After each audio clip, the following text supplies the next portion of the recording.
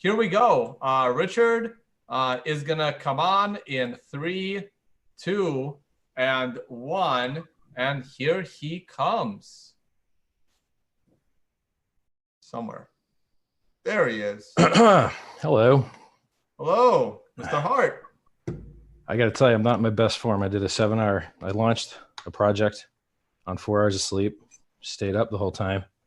Did a 7-hour live stream with no sleep. Now it's the next day. I still haven't slept. So, well, we appreciate very you physically fatigued. This is all good, clean fun. Yeah. All right. Well, not necessarily good, clean fun. I just want to make sure that you do know that I'm not going to hire you. And if I do hire you, I'm okay with you being mean to me now. Oh, no. What I was going to say is that this is a record being recorded. It is being broadcast. And so I'd hate for you to come on to have a little bit of fun and then thanks for the Miranda. I appreciate it. Thanks for Mirandizing me. Nothing but respect, man. Nothing but respect. All right. So. Hey, Richard, you don't have a camera on, right? Just so you're aware. Oh, shit. Well, that's a problem. Hold on. No camera. What the fuck? Let me go turn it on. Sorry, man. Hold on. All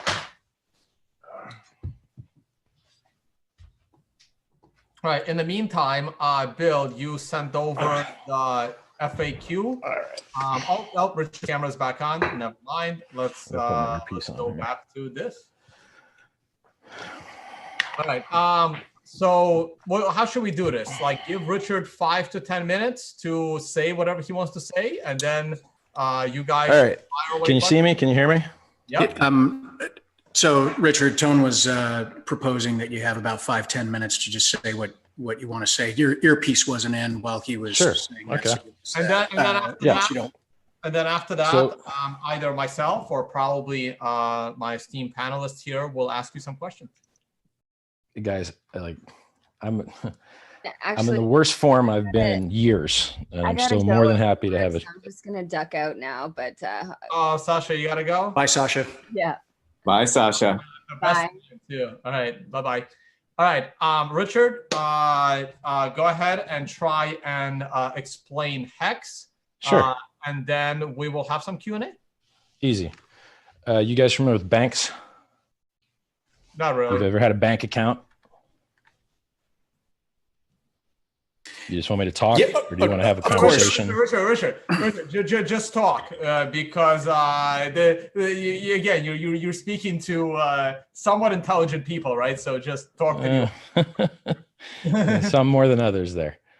Some of these guys got degrees. I'll be true. So look, the Howey test tries to protect investors by getting them to not get robbed, and by getting disclosures that help them make good decisions, and by making it so that company directors have to follow certain rules, all into the idea that they're going to help defend these people's profit, right? I support all of that. I love all of that. I don't like scams. I don't like people getting ripped off.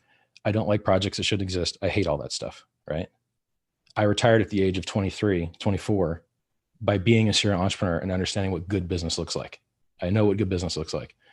Most ICOs aren't good business. Most coins aren't good business, right? So I support the SEC. I like the outreach they did with their Howey ICO website.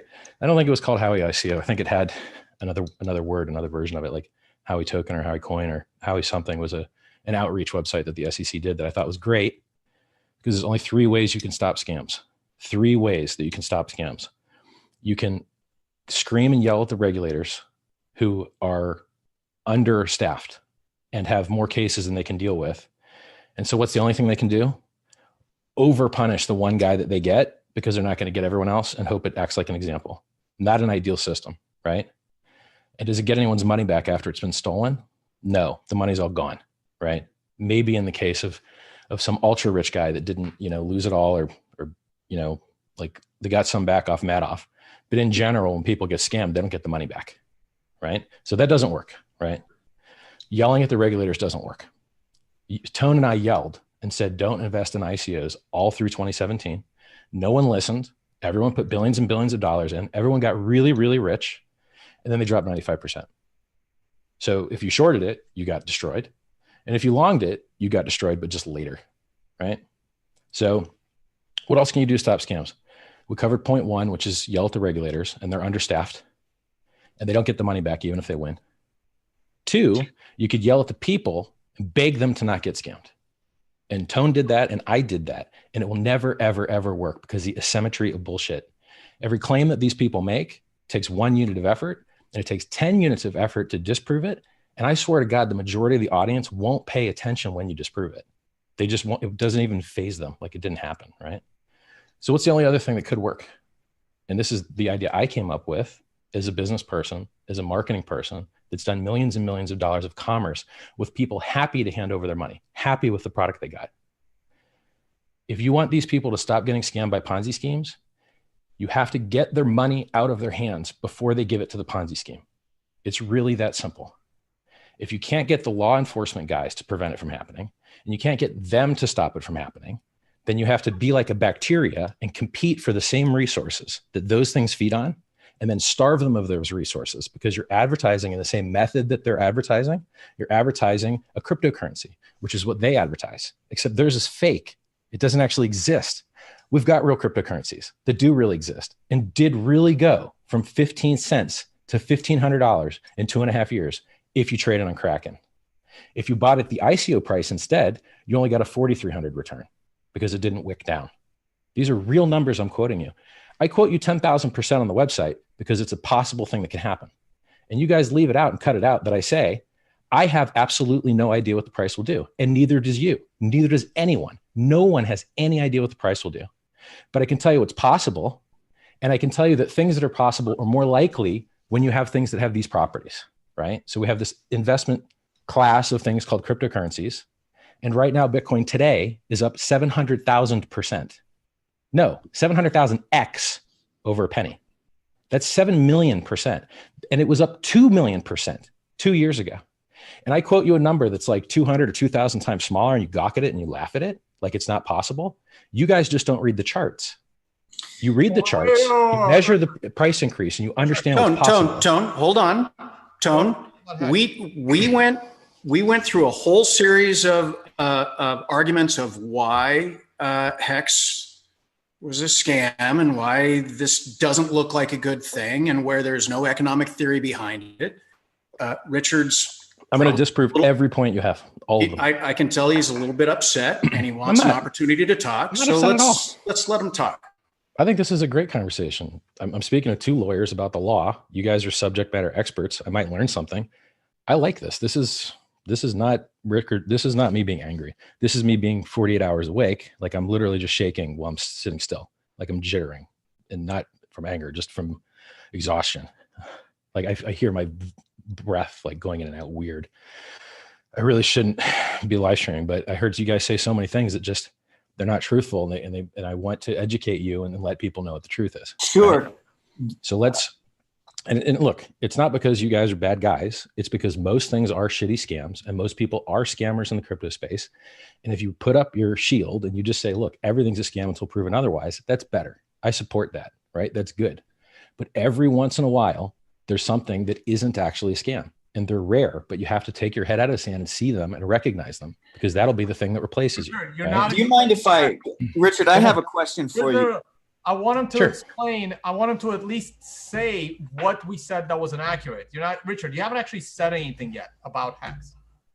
Well, I'm trying to be nice and not just argue, right? Like my position here is I want everyone to get smarter and learn unique, awesome positions. If I wanted to screw with you guys, I could just say, I could start attacking you personally, but how does it benefit the audience, right? No, Richard, go back to the beginning. The first thing that you wanted to do was you wanted to make a point of whether or not we had bank accounts. And I think where you were trying to go is that you're trying to make Hex, or you're advertising Hex is going to be like a certificate of deposit. Do I have that right? I wouldn't say that's the right way to put it. So explain that. So if you believe that economies can be made more efficient by removing middlemen, and if you believe a building full of humans is less efficient than a piece of server hardware sitting there, then someone has to replace the banks that have bad hours and bad fees and gotcha capitalism and get fined for charging you for credit cards you never took, ordering your checks so that they overdraft the maximum Okay, amount possible. so are you offering You wanna- checks and credit cards and traditional banking services with Hex? Because you keep coming back to No. banks. I haven't seen any kind of banking services that Hex has provided, If you want other to than maybe a replace- certificate of deposit. Because don't you even refer to Hex as a certificate of deposit in your website? A CD. right? it is referred to as the world's first blockchain CD. Okay, yes. explain that. How does that work? Sure. Not a checking account, not a Right. credit card. Let's focus in on the blockchain CD. Right. So all a CD does, there's lots of products that have yield, right? But they don't restrict you to a time frame, and they don't pay you more if you lock to a longer time frame. So the reason that CDs exist and the reason that vesting periods in companies exist is because the time value of money exists. And if someone's willing to be deprived of their money for longer, then you reward them with more, right? Okay, so I buy your CD. I give you money for your CD. That's not how that works. You can't buy Okay. my CD. You can only make Okay. your own CD. You run your own software. It has nothing to do with me. Okay, who provides the software? It's on the blockchain. You choose the contract address that you want to run. But does your platform provide the I don't have a software that platform. does it? You don't? I don't have Okay, a well, platform. then what is Hex? So, well, Hex is a domain name and a word to describe a piece of software that people may commonly choose to run the same version of, right? Look, I'm not So, trying to nail you down here. You're offering to You are give specifically people, trying to nail me down, but it's Well, okay. I'm trying to get you to be specific. Okay, if I'm give being you specific an in the way you don't Ethereum- like. If I give you an Mhm. Ethereum, You can't you're- give me an Ethereum. You keep saying these presuppositions that don't make any sense. Let me Well, just let's tell go it to your you. profit calculator, right? How the hell does that Mhm. work? And who gets the Ethereum? Mhm. That's what I want to know. Let's I close some wanna do my- threads. We I did put 2/3 of Ethereum how to into stop. something, and all of a sudden I get magic Hex. What? Can we wrap What is- up some threads? I said there was three. Let's just close. We got 2 threads we left open, and then we'll do that one. I said there's 3 ways to stop scammers from happening. Yell at the regulators, it doesn't work. Sure. Yell at the people, it doesn't work. Or deprive them of for their money. eyeballs and money, and that Or does take work. take their does money actually from them, Yes. right? Yep. Right. Correct. All right. Got it. And And- who and if- takes the money? And if the S&P 500, if a BlackRock or if some S&P 500 index fund took their money, that would be okay with you, right? Because it's better than losing it to a Ponzi scheme, right? And it's commonly What looked I wanna- upon as like a What I want to hear is Uh-huh. who is the fiduciary that is guarding the money when it's being deprived of them? And you haven't said that. there's no fiduciary. Look, you're the guy that wanted to start his own blockchain church. Okay, Oh yes, you it's know the still active. loopholes, right? It's still You active. know the loopholes, and and we know did the a lot of angles. charitable work, and we've saved a Right. couple of lives, actually. Yeah. Okay. So I could sit here and ask you about a bunch of silly questions, but we know what the game is. The game is this. So you guys as lawyers, I think you've screwed some things up as lawyers. Okay. So I'm going to tell you what you screwed up. You're looking at something that says that it's likely to make profit, and you're saying that that makes it a security. And that is not how securities work. How securities work. Okay. Go ahead, interrupt. Go ahead. Okay, I'll finish then. Jay, let him talk. Let him talk. Yeah. How securities work is the profit coming from the essential effort and entrepreneurial effort of an irreplaceable party? If it is, then I think it may have violated a leg of the Howey test. If you combine that with expectation, and you combine it with the other person doing no work, and you combine it with giving money to a common pool, sounds like you've got a security. So let's look at Hex, right? Let's look at the legs of the Howey test. Are people putting money into a pool? Well, if I had to go to court over it, I'd argue, well, this was, property and not money. And then they could argue that it's value. And then we could have a bunch of motions and shit, right? Okay, but so let's skip that. But pool, it doesn't have to. JJ, I want him to finish. I want him to finish all right. all the parts of the Howey test and why Hex is not in violation of any of the 3. I think most people say that there's 4, but lawyers, is it 3 or 4?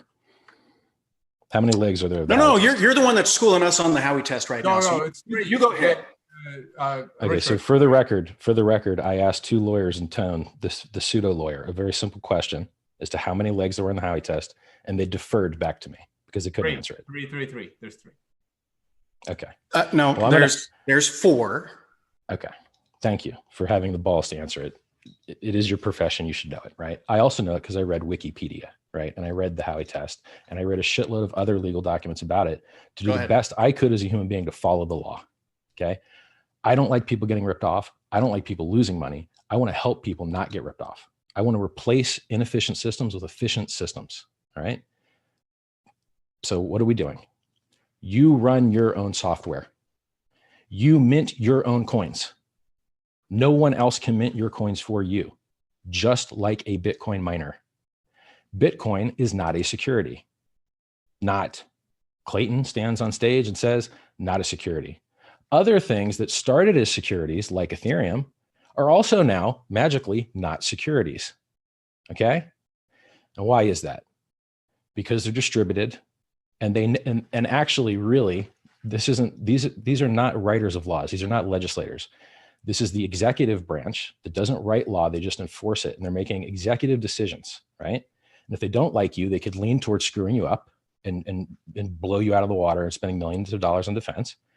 But if they do like you and think you're a nice guy, maybe they settle with you and let you off, easy, or don't bother you at all, right? Because they've got limited resources. So EOS had a real security, and they settled for 0.5% of their raise. They settled for 24 million on a 4.2 billion raise. Other people have been annihilated, like Siacoin, right? Siacoin got annihilated. EOS got, off pretty easily, right? Why? Just because that's how it is. A different guy was prosecuting, and it just felt differently. Like that's how it is. You're not going to get the same results, everybody. So back to the Howey test. Please. Profit is not a problem. Profit is not a problem. Houses go up in value. Are they securities? Usually not, because profit is not a problem. As a matter of fact, everything in this world goes up in value as long as they're printing the money all day long. As long as they're printing the money all day long and the value of the demand of your thing stays static, the price will continue to rise to make up for the extra supply of money, right? United Housing when you guys says that anything can go up, or there can be an expectation of profit if it is intended for use, not for speculative investment. So your housing argument, to live in a house, no, that's not an investment contract. But if you buy a bunch of real estate, or you buy condos, or you buy REITs, that is an investment contract. Well, I just want to make sure. The actual Howey test itself involved real estate and oranges. Like no, that was the original. It involved rows. Jason, I want Richard to go through the 4 steps of the. No, but he's not. He's just bloviating about horse. I know, but I am reading you the law, and then you're getting some way to argue with me when I'm just reading Wikipedia to you out of my brain. I'm literally just telling you true things, Richard, and you're mad. Please go through each of the 4 stages of the Howey test and how Hex is not violating them. I told you that both of your lawyers misidentified a leg of the Howey test by overemphasizing how important profit was. When profit is not a problem whatsoever for anything. It's not a profit for collectible plates. It's not a profit for numismatics. It's not a problem for art. It's not a problem for limited edition comic books. It's not a problem for Ferraris. It's not a problem for houses. It shouldn't even be fucking mentioned. But you guys, you mentioned it. What should have been mentioned is profit from whose effort, and who is doing more of that effort. And is that effort essential? And if it is essential effort by another party and not you, then you might have failed that leg of the Howey test. Richard, it's actually SEC v. Glenn Turner covers that. Who SEC wrote v. Glenn Turner for the Hex smart contract? A developer. Did you hire that developer? So I mean, look, we can go I down, debate Howey, and we've done that on this show a lot of times. Why don't we just decide whether Hex is a security or not? It's very simple. I think it's not. You guys think it is, but I know more about it than you do. I know more about Hex than you do. I'm sure you know more about the law than I do.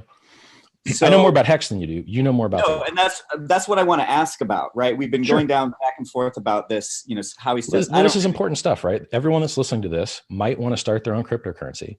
And I'm the guy out there breaking my balls, finding ways to do things that haven't been done before, and pushing the limit to get freedom back to the humans.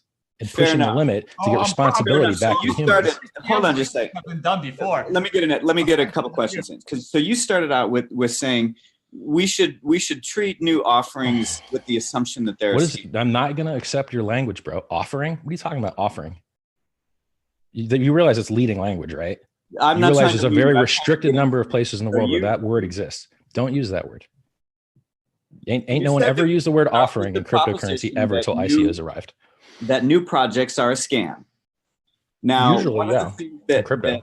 Okay, so we're trying to find out what the real economics of your project are. Also irrelevant. Questions that I don't understand why you guys think you can appeal to market demand to deem something a security or not. Also, I'm not talking about securities law. I'm trying to find out more about your project. What I don't understand about your project. Sure. I don't give a shit about securities laws. So you think something people just lost $2 million of value to interact with has no demand, is what you think, right? What I'm asking you is I'm trying to get you to answer a question and you're not answering the question. So the question is going to be this. The first question is who owns the Ethereum that is being used to purchase the Hex tokens? That's the first one, because a credible answer to that would give some color to the people who are in the marketplace trying to decide whether they want to invest in your project or not. So what's going to be happening with the Ethereum? The amount that you don't understand things is shocking to me. So then explain first, you say invest in my project. Can you explain to me how you running software that you chose to run on your computer is my project? Hold on. Because Tone's got a website up here that says how to use Hex, and this comes off of hex.win. No, I don't know where this. No, that is a fucking. So first of all, you guys read an email from a spammer who Joe jobbed me and put my social security number and address in a fucking email to cause idiots like you to cause me harm. So a real spammer that really spammed my social security number and my home address and my phone number to attack me. You guys now 20 years later are doing his work for him. That stupid email with well, wait a minute, let's go back. Email the girl brought up. Can we get an answer to the question? Who owns the Ethereum, that particular Ethereum address? What Ethereum address are you talking about? You have to speak specifically. Let's see. It's right on the one that's on the homepage at hex.win? Yeah. I don't tell you who owns that on purpose. I don't want you to know who owns it. Okay. There's no reason for you to know who owns that. As a matter of fact, there's a great reason for you to not know who owns that. Right? Okay, what's that great reason? Howey test. 4 legs. Are you investing money into a common pool? I'm going to argue it, but let's say it's a weak leg for fun. Okay? All right, so what's the next leg? Expectation of profit.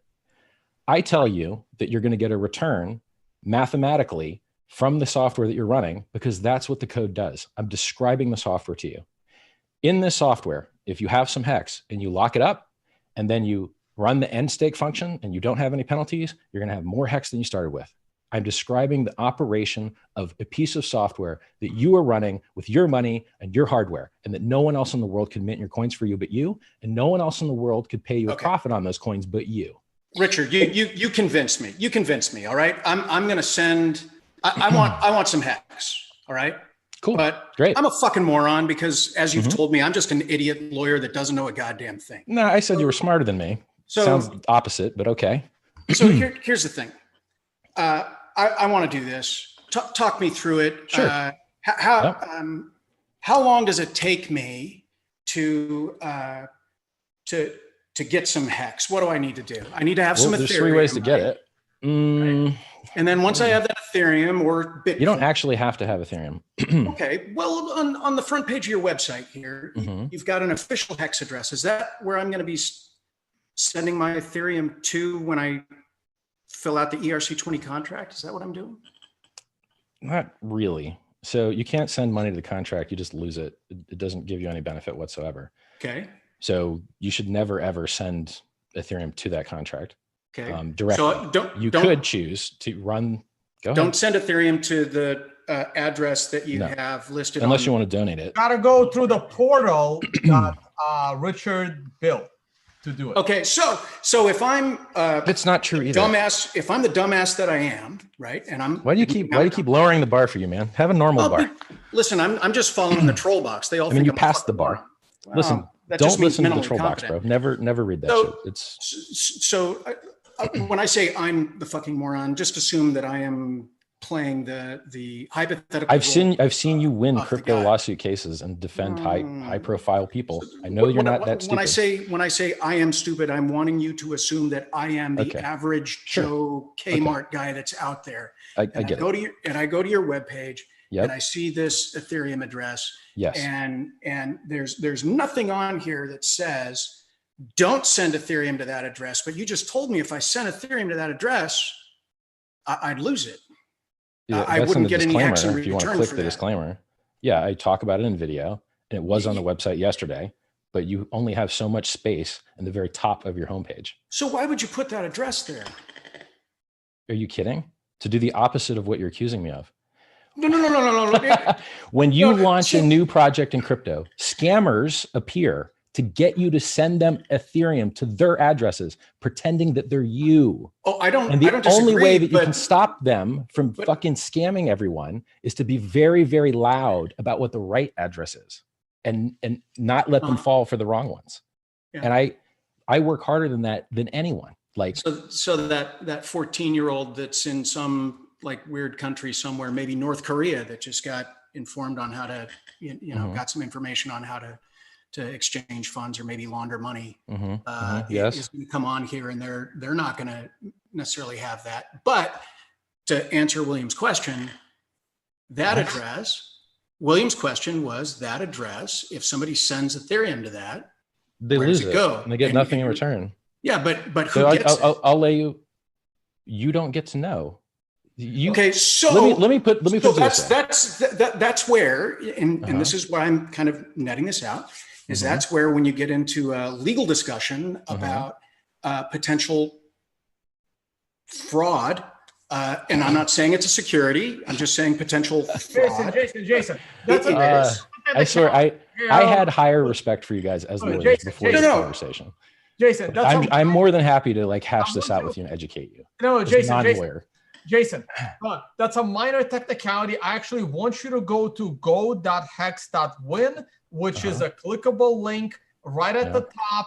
It takes you to this page. I don't have MetaMask because I don't have any Ethereum, but you can do it and you can buy some Hex. I would love to have you do that.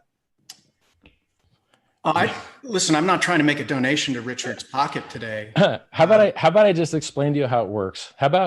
See, here's what you guys are trying to do, right? You have an idea of what will cause me to fail, right? And you're trying to craft all of your questions and all of your language around getting me to fall into your pitfall, right? There's another way to do this shit, which is quicker and easier, and you could still win if you're right. I mean, actually, Richard, we're trying to understand, and these are things. It's super easy. It's so easy to understand. In Bitcoin, miners mint their own coins. They are not given a fucking offering. They're not given a prospectus. They're not handed their coins by anyone. Do you use a mining pool? Do you use a mining pool? No. Do you think other people who mine Bitcoin use a mining pool? Probably, sure. Great. Yeah. Well, using a mining pool, if you read Howey, using a mining pool is like Howey. Mining pools are investment contracts. Put all the mining pools out of business. I'm not one. Fine. Not my job. Okay, well, fuck them up. Now, I do give him credit so he had a unique, novel legal idea that probably he's one of few guys to have, and he advertised it. And I respect that shit. I respect that. And I do the same thing, right? So I say things like, Bitcoin used to be a peer-to-peer currency because everyone could mine and then transact what they mined. But now that a human being can no longer mine a Bitcoin by himself, he has to have it handed to him by a miner. It's actually a miner to user cryptocurrency now. It is not a peer-to-peer cryptocurrency. You can't even find a miner to talk to, right? I invented that idea and I broadcast it. But unfortunately, like his idea, which people think is bearish, and like my idea that people think is bearish, the only good, unique ideas that haven't been fleshed out are these damn bearish ones. Sucks. It sucks to be a mini Nouriel if you want to be deep in thought, right? So back to the Howey test, back to securities, back to why I believe Hex is not a security. You are doing all the work. You are mining your own coins. You are mining. So are you saying, Richard, on your own software on your own computer? It has shit to do with me. Nothing. So you're saying, and just correct me if I'm wrong. So someone who wants to obtain Hex launches the client software on their computer. Just so that you know, you're not obtaining it. You're minting it. I mean, I guess you could buy it from someone else, and then you're fine. I mean, I really don't want to get caught up in semantics, because it's not semantics. It is the legal core of the issue, which you seem to be oblivious to. I'm not trying. It is a leg of the Howey test. I'm not talking about the fucking sole effort. What I'm trying to find out is you're saying that no one purchases Hex by contributing Ethereum to that Ethereum address, and you're saying you are minting your own coins, and I'm not following. Just like Bitcoin miners mint their own coins, you're doing it to different network rules. So what's the purpose then of sending? Hold on. There's actually no minting going on, right? Yes, there is. So no coins exist unless they mint them. Okay, let me back this up, because you keep saying like Bitcoin. Bitcoin is a proof of work algorithm. Yeah, right? This is a hybrid proof of work, proof of stake algorithm, where it uses proof of work for transactions and it uses proof of stake for inflation. Okay, but what chain is doing the proof of work? Ethereum.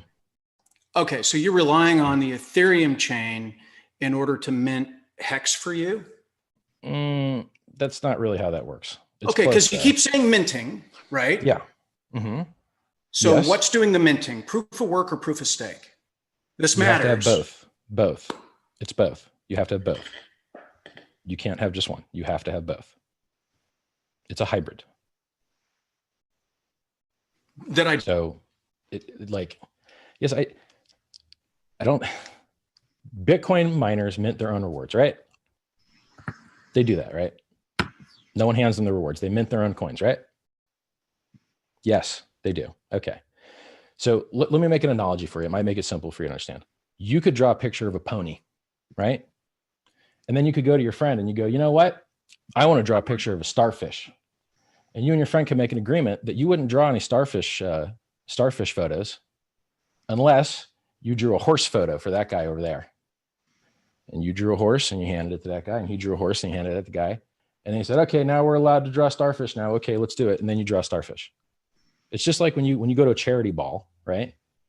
You get to sit at the ball, not because you paid for your seat, but because you gave away some money to some other thing, right? Like this assumption that there has to be a bidirectional thing excludes, a lot of other relationships human beings and entities have, right? We have tripartite systems. We have all types of spreading of things, right? And this same mistake of binaryism is a mistake people make with coins. So you asked me a question, which I would also argue, who owns the address? You can't own an address, bro. You can have possession of the keys, and you could mistakenly think that you're the only guy with possession of those keys. But in reality, you have no idea how many other people have possession of those keys. Your random number generator that generated your key could have been weak, and every other script kiddie in the world already has a copy of your key. Or you could have been evil mate attacked when you went out to lunch, and you got cold boot attacked in your hard drive. I could give you 100 ways that other people have your keys, but you think you're the only guy that has them. I'm not the lawyer, but is your defense or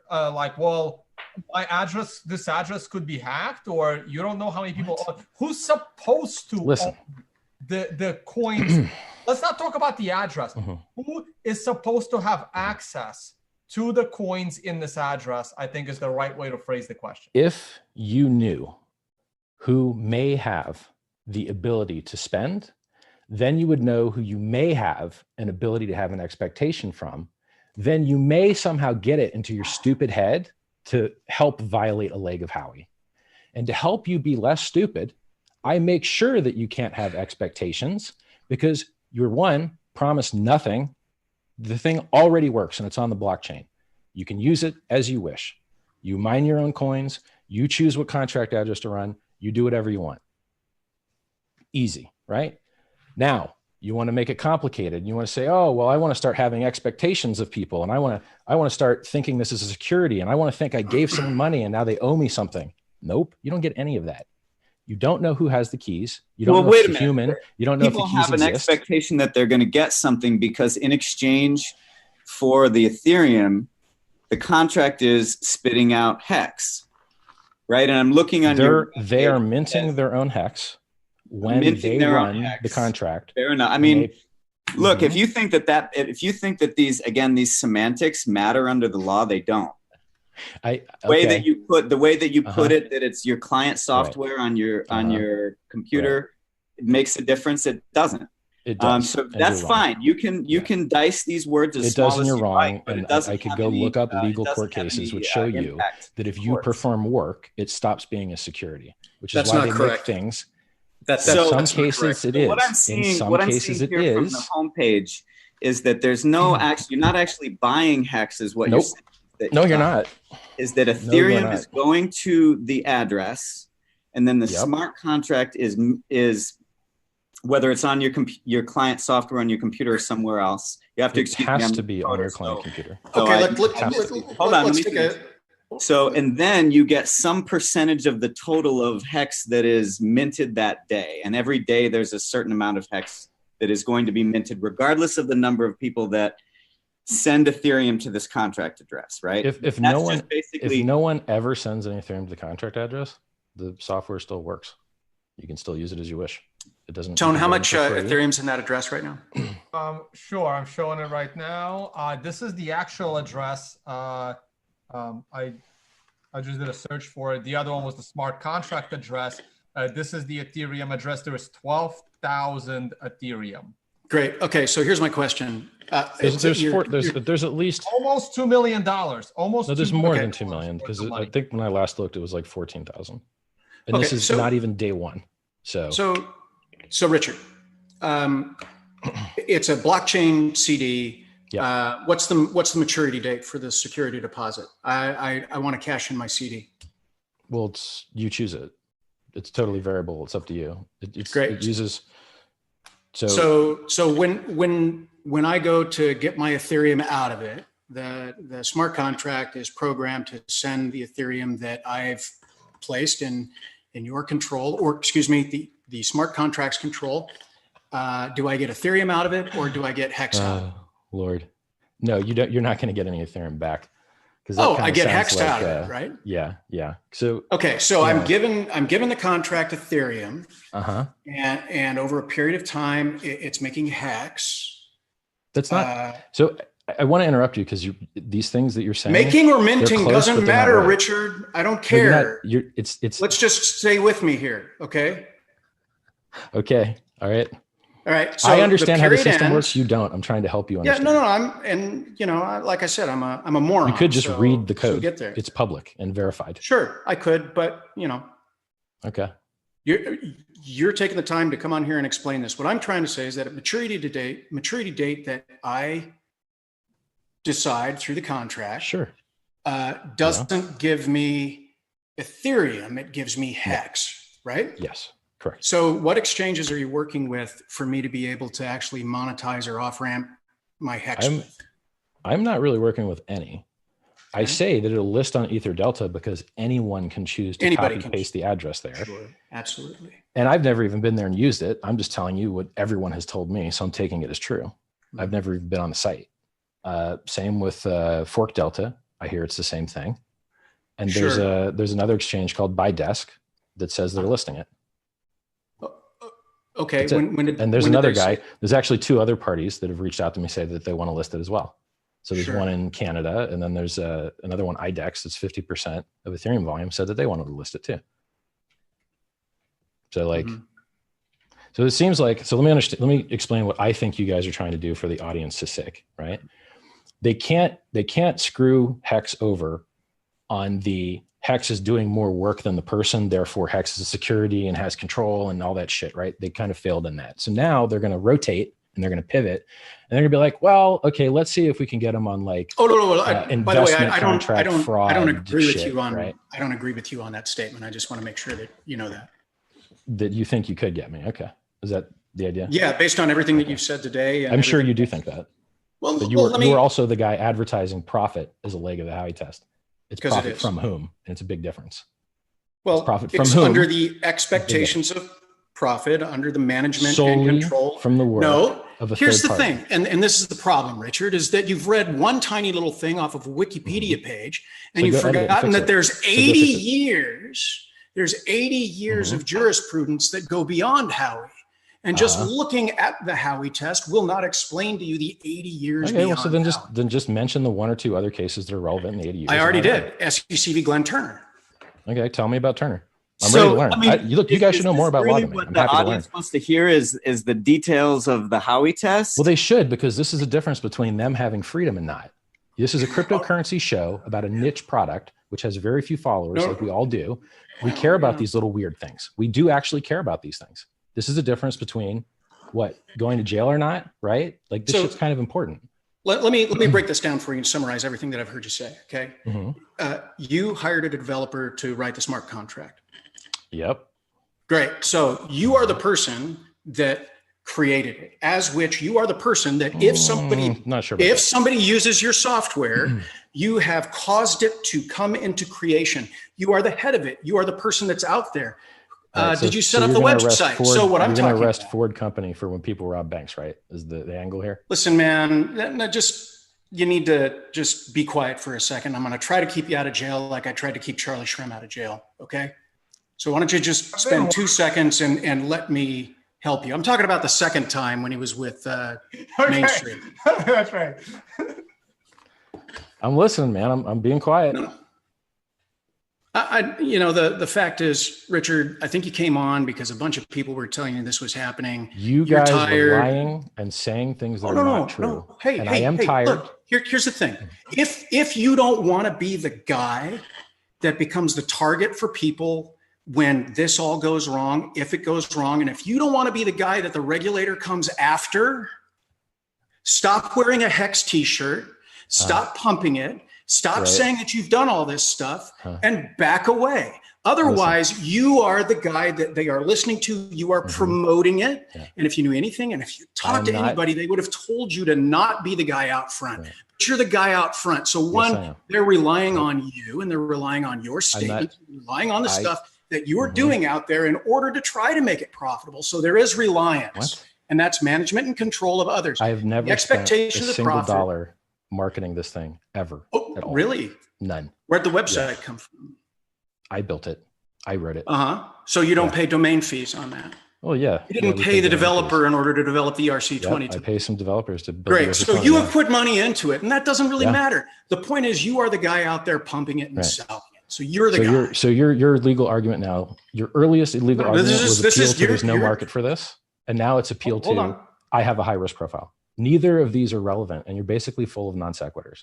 None of the things you're saying are relevant to the I am breaking down the Howey test and its progeny.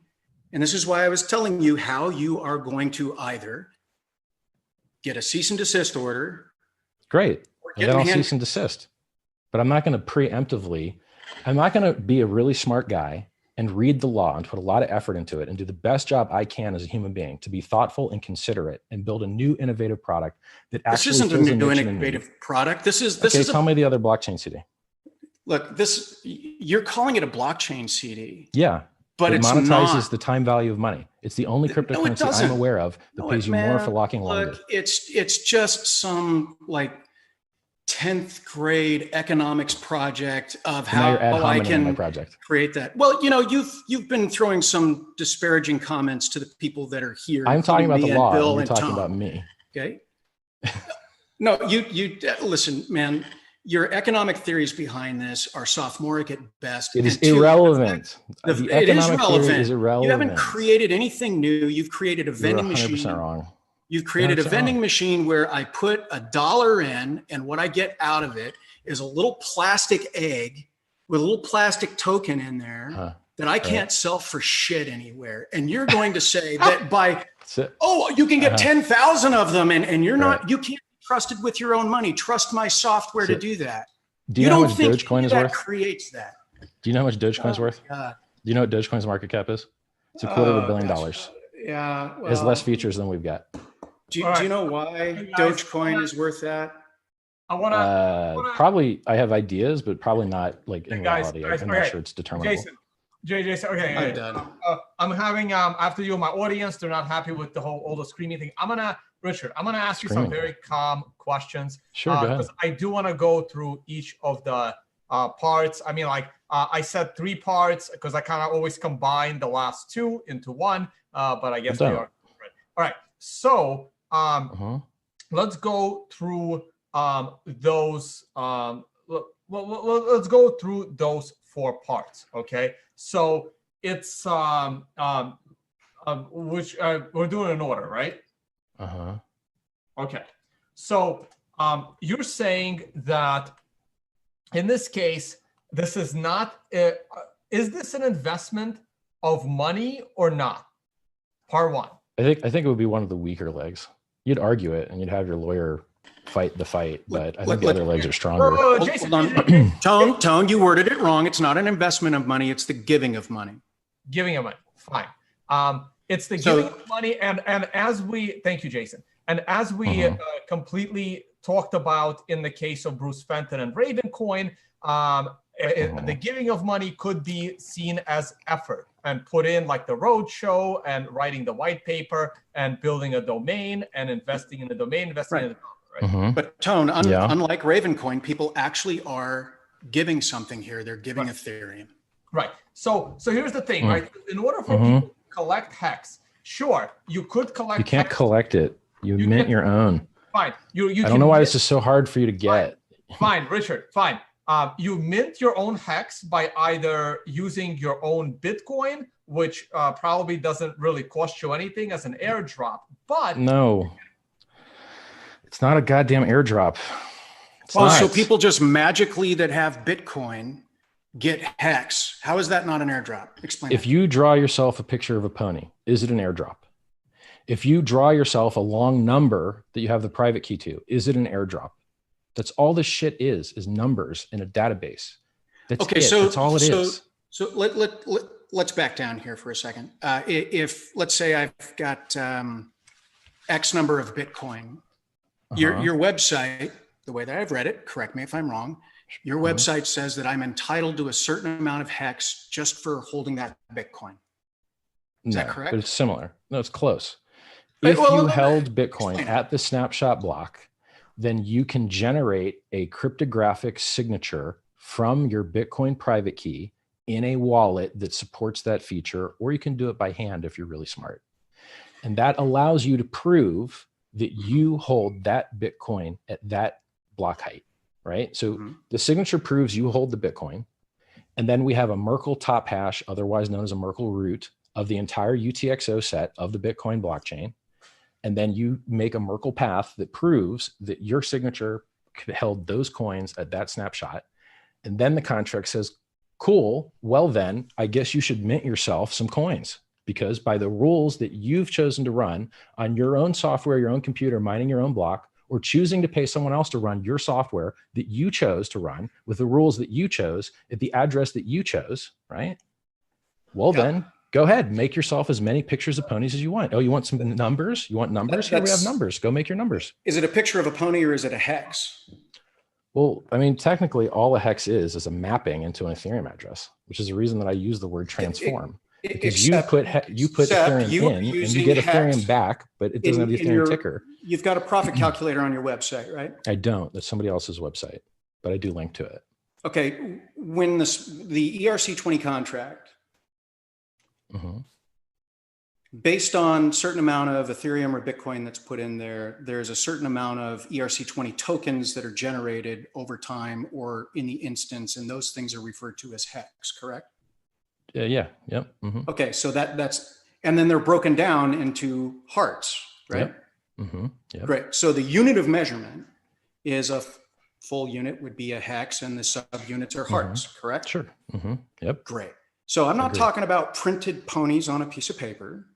I'm talking about the unit that is given in exchange for value. Value so being keep saying Ethereum. Given in exchange. Yes. You are minting. You could very easily mint your own numbers without doing that, but you would break social consensus and everyone else would look at you funny. Blockchains are socially enforced networks. Just because you run a miner with certain rules doesn't mean the rest of the network will look at you and say, is it truly a socially enforced network or is it a computer controlled network based on mathematical principles and rule sets, right? It's a hybrid. You don't know that you need to start using the social function until the software alerts you to some other type of failure, right? Like, and that's still software controlled, right? Which is based on mathematical principles. I mean, I can do this all day, Richard. You can try to dance around there's all of these little things. Only two legs that I care about. Who is doing more work? You or me? You are. You are. No, you are actually.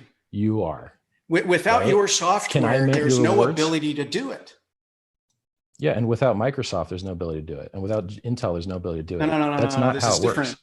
Because Microsoft doesn't create a unit of value that you are attempting to have or intend to have other people believe is going to be worth value later. You understand private currencies are legal, right? You know that, right? Yeah, sure. Yeah. Okay. Yeah. So then what is the difference between a private currency and this? Or better yet, what is the difference between Bitcoin and this? Like, if I said Bitcoin wasn't a security, would you argue that it was? So I've made both arguments because I like to do an all law review of the securities law. All right. Well, look, man, if you come from that perspective, right, that Bitcoin's a security, then you don't even agree with the head of the SEC that believes it's not. Now, you might be right. You might be wrong. Richard, let's go back to 2014, a little case called SEC v. Shavers. Yeah, which you defended the guy. Yeah, and it's that case where the SEC admitted on the record that Bitcoin as Bitcoin was not a security. Cool. Good job. Okay. Thank you. Now, you like the precedent. 5 years later, we have over-centralization, right? Oh, totally. In Bitcoin and SHA-256, 100%. Right? So the point being, and this was the argument that I was making, is if something can go from being a security to not a security. Yeah, it can go backwards. I agree. Sure. It can go backwards. And so today there's a tendency for it to go backwards. That's what I'm talking about. And I agree with you on that. Ground, right? Yeah, look, my position is I care about two things. I give you no expectation of profit. I describe what the software is designed to do, is designed to appreciate by causing scarcity, right? I can describe design intentions. I get it. When you say you want me to defend myself here or not? Like, do you just guys want to kick me around, or can I say the good points? And it may be because you're tired, Richard, because you keep jumping from topic to topic, and I don't know if that's intentional or because you're tired. And I'm happy to go back to the other topics. Let's go back to the topics. Let's wrap them up. Bill, go ahead. You talk about how it's intended to create scarcity. Is that through the locking up of the token in the contract? The tokens aren't locked up; they're burnt. Okay. The hex tokens are burnt? Yes. Which tokens are burnt? The hex tokens are burnt. When you stake, you're actually burning the tokens. What? They burn when you stake them. They don't exist anymore. Okay, but then the people get new hex and more of them when the staking is over. Correct. That's right. And do you know why I think that's a good idea? Yes. Because it removes issues of custody. See? So this shit has thought in it. And I'm showing you the cool parts that are unique, that if people open up their eyes and go, man, that's actually, if we make them do all the work, well, then it can't be a security because they're doing the majority of the work. Even if you fail every other leg of the high test, you only have to not have one of them, right? No, that's not correct. Okay. Well, fill me in. Because there's another arm of that's held in different jurisdictions that colloquially is called the family resemblance test.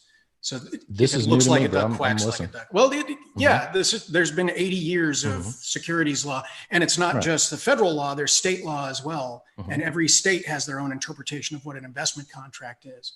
It's not just about how. I hope that the people that are choosing to run this software are doing it within the confines of the law. I really hope that they're doing that, but I can't control who runs the software. Except you've provided the software to the public, and you've claimed that, or you've put up an Ethernet address on your website, and you refuse to say who has control of that because you think that is going to absolve you from people having some expectation of somebody. So it helps. Do you know how much more money the contract would generate if promises were being made? Do you know how much larger 10,000 times profits? Other than, as you said in your own broadcast, you have to pump it like a Ponzi scheme. You have to advertise it in the same method that they advertise, by offering a cryptocurrency that shows percentage gains. They offer their percentage gains fraudulently in USD, lying about the business they do. And in Hex, we describe to you the design of the software. And you don't think it's lying when you post an Ethereum address for a contract, but refuse to tell people who controls it. That's called specific withholding of material information, because you're refusing to tell these people where the money is going. So when you go to the flea market and you buy a hat from somebody, right? Like a sombrero, you get to beat that guy's ass and KYC AML him, right? Nope. That's not the way the world works, dude. Right? If you go to a website and it says, I see what you're doing. If you go to a website, not going to change anything. Listen, you think that you think by it being anonymous that it's going to absolve you from I don't think that's the absolving part. Issues, that it's going to absolve you from OFAC sanctions lists, that it's going to protect you from regulatory scrutiny? When you run software on your computer, I can't stop you. I don't even know you're doing it. So you tell me exactly what I'm supposed to do. What am I supposed to do, buddy? What am I going to do? I'm not shipping you the software. I don't know your address. I don't know who you are. There's a piece of software that lives on the blockchain. You can choose to run it or not. It's your software. You run it or not. I don't control it. It just sits there inert. If no one uses it, it just sits there and just sits. It's just information. But it's not sitting there. It's not sitting there because you've got over $2 million worth of Ethereum right now. Generated by How does that have anything to do with what the contract does? The contract runs fine without that. Whether it's there or not, it has no effect on the contract. I'm sorry, you're going to have to explain that to me. If you send I can't run the software that you paid for. I can't run the software that you paid for without either having Bitcoin at some certain date timestamp, right? That's not true. You can mine your own blocks. You can mine your own blocks. You can mine your own blocks. If you choose to pay someone else to do your work for you, that's between you and them, and I don't have anything to do with it. So nothing. I can acquire a Hex ERC20 contract and start mining it without putting any Ethereum or Bitcoin or proof of Bitcoin. No, it doesn't, you can only, the transactions are Ethereum blocks. Mm-hmm. So it's a hybrid. Mm-hmm. If you want to inflate or create Hex, you must have an Ethereum block that has proof of work for the security. And that's the security of the transaction. And then you have another layer of security for the consensus code for the count of how many coins. But you just said I can mine it. Yes, you can mine your own transaction. No, I want to mine my own Hex without having to deposit. If you want to do that, you need to refer somebody, and then you can generate Hex for free. Wait. But they need to send money in order to do that. Okay, well, heads up. That right there is what the SEC finally decided Glenn Turner was an investment contract. So you need to go read that and reevaluate what your software is doing. Sure, I'll read it.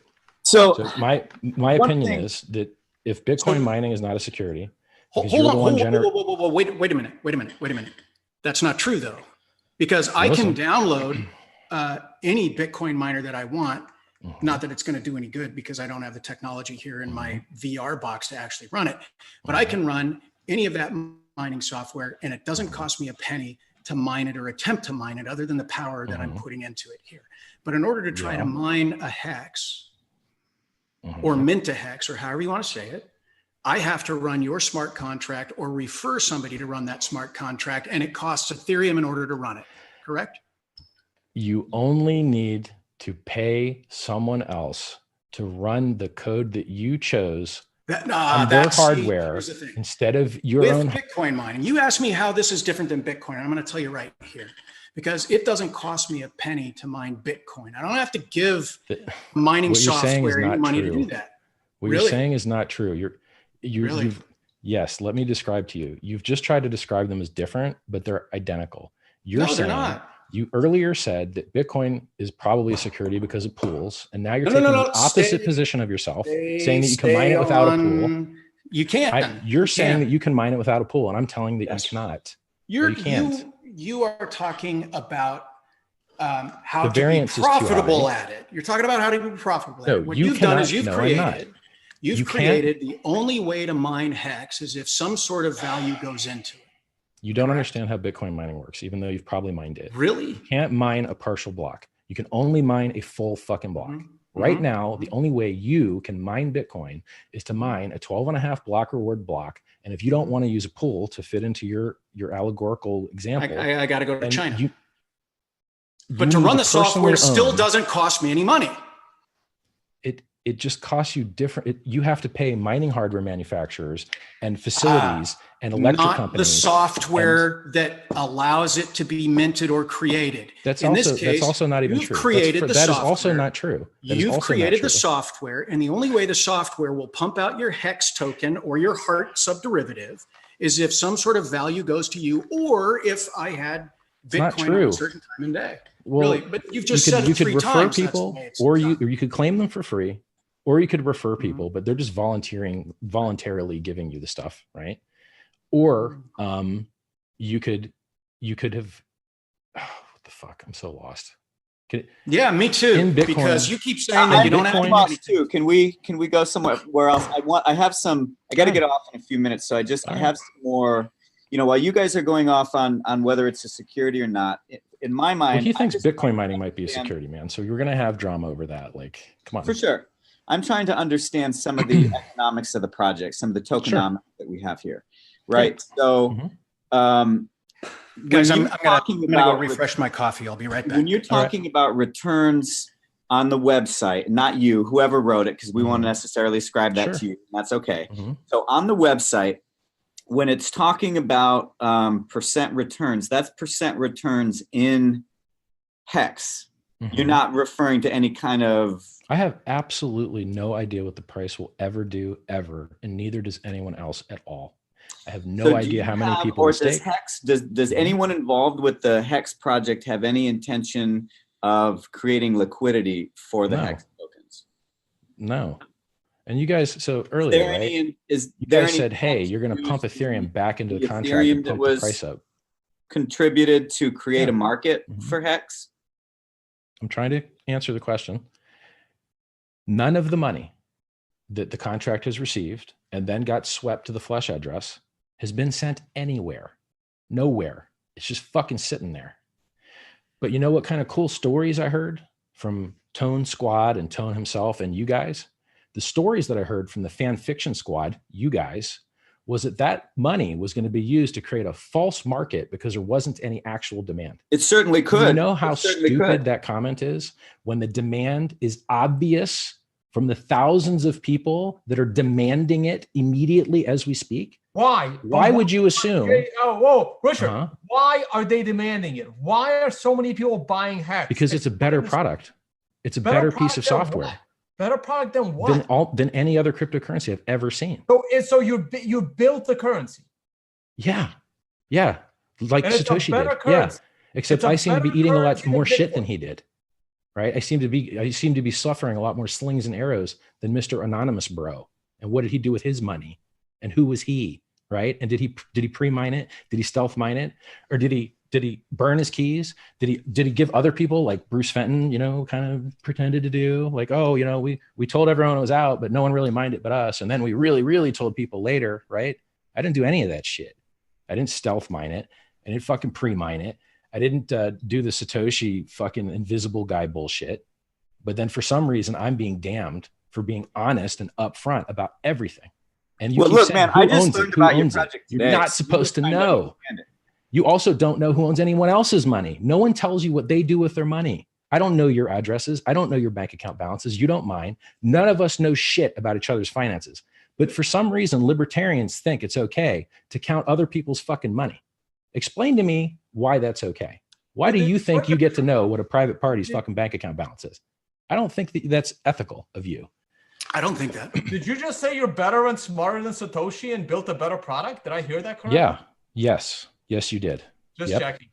Yeah. Well, let me tell you the difference between Satoshi and I. Let's pay some respect to Satoshi and that you're building off of his shoulders. Yes? Sure. Fuck yes, I am. Okay, he invented this whole industry. He's a better C++ developer. He's better at math. He's better at a lot of shit, but he ain't better at marketing. He didn't even own the fucking .com name, right? Oh, well, Hex is a .win. Yeah, the fucking .com was That's taken. because he truly developed an open source project that was intended to be mass distributed to the people, not controlled by one individual. How'd that work out? Doesn't matter. 42% of Bitcoin is owned by less than 2,000 addresses. Bing, bing, bing. Fucking game over. Game over. Right? And what does Hex do to fix that? We penalize those guys by 50 to 75%. Like this. Where is that going? That gets sent to the stakers. The stakers get all that. I mean, I understand the tokenomics from the standpoint of you generate a lot of return text. Can I pitch you on the tokenomics? Because I haven't. Yeah, Bitcoin please do. pays miners. Right. Bitcoin miners provide the security for the network.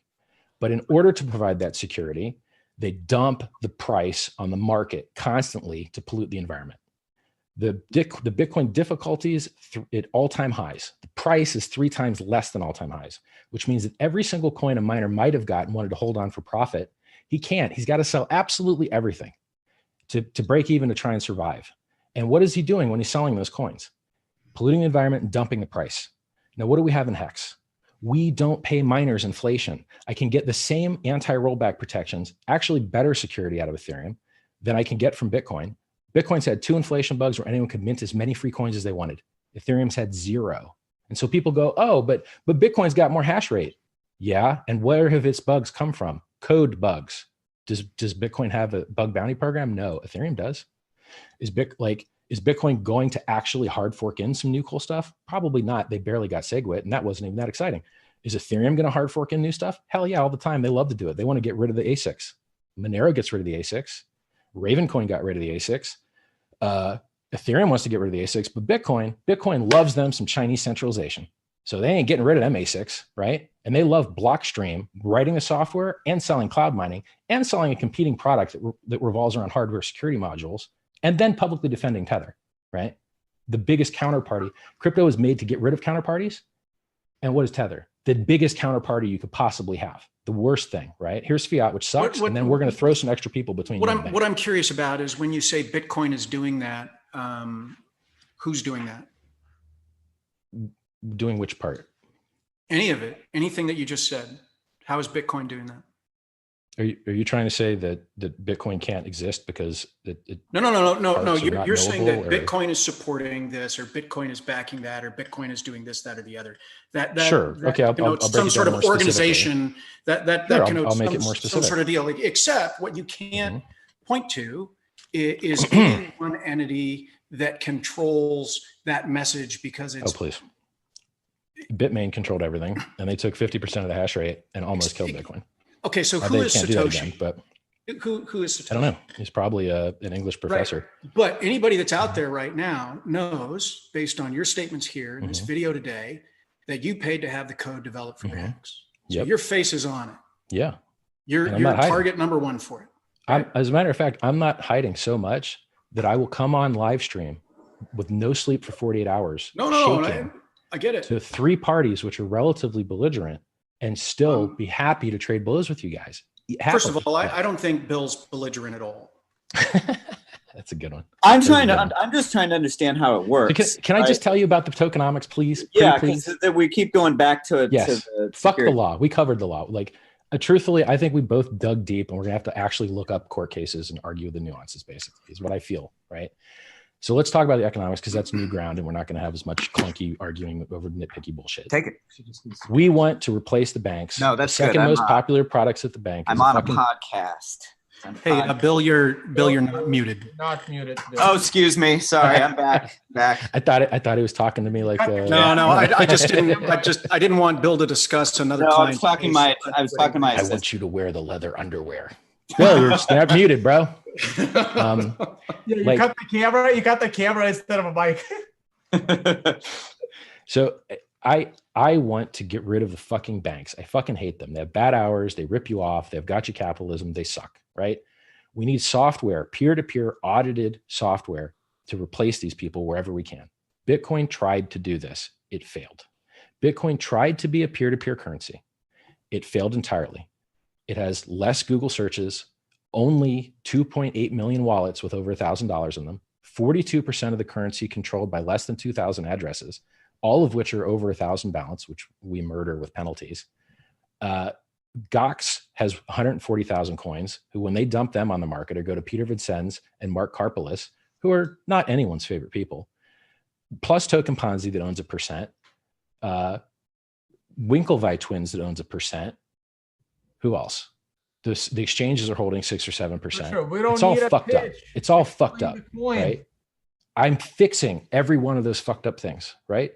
Bitcoin inflation bugs come from spaghetti. In your delusion, you are fixing this. Okay. I give you facts. You tell me delusion. I'm speaking facts to you. I'm telling you why the bugs happen. I know what Bitcoin's problems are. How are you actually fixing them? Explain how you are doing that with the currency you are creating out of thin air and selling for Ethereum. Right. I don't admit to the selling for Ethereum part. We're not going to have the minting argument. If you want to replace time deposits, you have to be able to reward people for locking up their money. There's only two ways to do that. You can inflate the currency, or you could run an order book and try and get buyers and sellers and market makers to lower the bid-ask spread.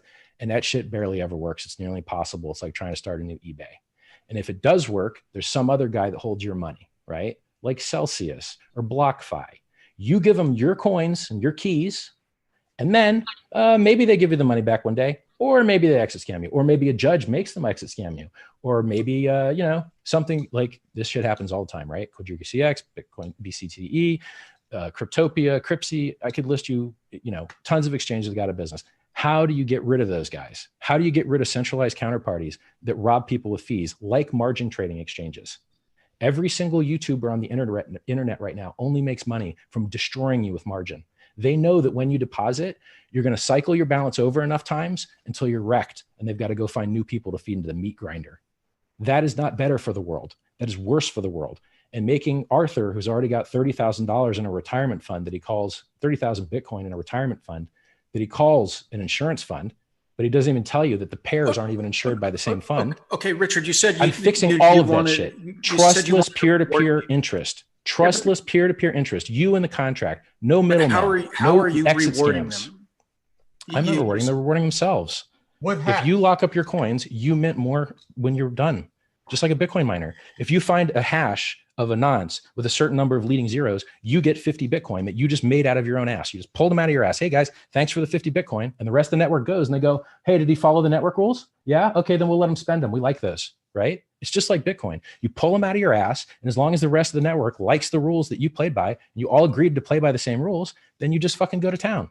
It's how it works. So on a 30,000 foot level, I'll agree with you. That's how it works. Except you've set up certain rules. You don't like the rules is the problem. No. No, man. I'm trying to analyze. You're allowed to have whatever social rules you want to have. If I don't want to date you unless you wear a thong, that's what's up, man. And we can choose to interact with each other on that basis. And no one else gets to come along and go, you're not allowed to like guys' thongs or whatever. I'm talking about the minting of hex rules, right? We're not going to get anywhere on that. We should work on the economics. No, because they're intertwined, right? They're not. Okay, hold on. Today, if I put 1 ETH into that smart contract, at the end of this day, I get a certain number of hex back based on the number of the people that went in, right? And the amount of hex that are available. Is that correct? I think, no, because. Okay, explain the distribution rule for me. Sure. You are saying you are putting something into something. That is not how code works, right? If you write on a piece of paper a public key and a private key, just explain the distribution of the tokenomics of why. If you lock up your coins, you lock longer, you get more shares. You lock bigger, you get more shares. We're talking about how do we acquire hex. I know. Yeah, here's what I keep saying. Hearing from you, Richard. You can mint it, or you can buy it from someone who minted it. Richard. Here's what I keep saying. This is not what you say because you can also do something else. Okay, where do I buy Bitcoin from? Richard, forget the also something else argument. Sure. Okay. Argument. You can also do this, and therefore I'm not in violation. Let's specifically talk about if I had Ethereum, if I did not go anti-Ethereum for the last 5 years, right? If I had Ethereum, I can put Ethereum in a smart contract. I'm going to do screen share right now, okay? God damn it. This is the smart contract address. I would put my Ethereum in here. It currently has 2.6 thousand Ethereum. Now, so So you understand. Listen, let me finish. This Ethereum will eventually get flushed into an actual Ethereum address, which is this one that currently has 12,200 Ethereum. And because I put that Ethereum in a smart contract, I will get X amount of hex. Okay. That is the specific function we are talking about. That means I am contributing something financially in order to get something of value. Now, we don't know what value hex has yet, but we kind of can calculate it, can't we? We don't know what the value of hex is, but I guarantee you that every single one of the people that are acquiring hex are doing it for an expectation of profit in order to get rid of it, in order to then use that hex for something valuable or sell that hex. And your argument is that you are not a common enterprise doing shit to make that hex valuable. That's the Howey test. If you look, I am not going to let you guys misrepresent what the software does. When you use language like, I am going to put some coins in a thing, and you point over there and you go, in that thing, that makes it sound like that thing exists without you. You mint your own coins with your own hardware, no computing power. You leapfrog. No exchange, right? That they may seem to be linked, but they're not linked.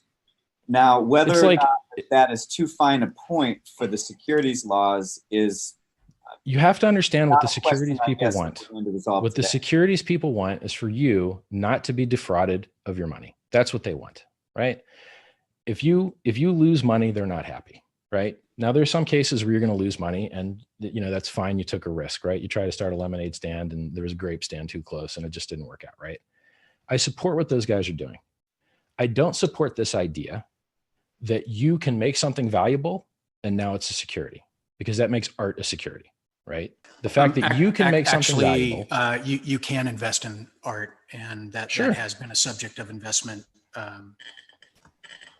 before. So, yeah. Guys, I think the audience is going to do better on the economics part. I don't think we're going to get any. We've got as deep into this security crap as we're going to get. I got to go. Okay. So I have one. Right. I have one last question. For me is so we know that you can. Holders of hex can generate tremendous returns by in hex. In hex, I have no idea what the USD or any other price will be, and no one else does. It's not knowable. No one else does. Have you heard anything from anyone in the hex community about market making or creating liquidity for the token? Okay. I don't understand why you guys think that's important. Like, this is another thing you guys literally have backwards. Laws. I'm just curious. No, I understand. Like, I want to explain to you how backwards you guys have this. Too early, Bill.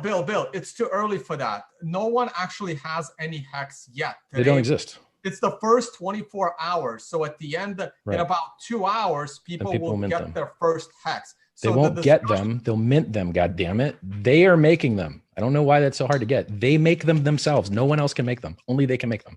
They're the only people in the world that can make them. People will mint their own hex out of thin air for themselves. But that hasn't, no one has any. It'll be soon, like a few hours, I think. The discussion of market making and hex going to an exchange is a little too early. No, it's not too early, man, because it's only a few hours away. They've got this backwards. For some reason, you guys think the market viability of a thing is somehow tied to its howiness. It's not, right? I think it's suck and have no demand. I'm trying to listen. We're talking about tokenomics here, so I'm trying to figure out. Ponzi schemes do better when you don't list on exchange, but you guys think the opposite because you're wrong. You're not traders. Well, Jason used to be a trader. So if you think that being listed is good for the price of a currency, you're fucking wrong. One coin never got fucking listed anywhere. Why? Because they could just make the price whatever they want, right? So if the fucking token doesn't list anywhere, and you control it all, and you can set the price at whatever you want, then you can just keep moving it up forever, and people keep throwing fucking money at you, right? And then it fucking fails when it actually gets listed. I'm not going to argue that. Right, but they're arguing that something sucks more when it gets listed on a fucking exchange and people start trading it, and they're saying it's fake demand, But in reality, the easiest fake demand, the easiest bullshit is no exchange. Being on an exchange is harder to fake. So being on an exchange is better for market price discovery if it's a free market, but you guys are presenting it like it's fucking bad somehow. Like it's not. No, Richard. Just because you can, scheme a few extra $1 million by not having listed on an exchange, or if it is, it's kind of irrelevant, right? If you want to make a difference in the world and you want to see actual adoption of cryptocurrencies in the world, then they should be widely available to people. And so every on-ramp is important if that on-ramp has a unique access to a group of human beings. So if you want to do business in China, boy, you better speak Chinese because there ain't a lot of English around there, right? If you go down to Argentina, boy, you better speak Spanish because there ain't a lot of English down there. You got to work with locals where they're at.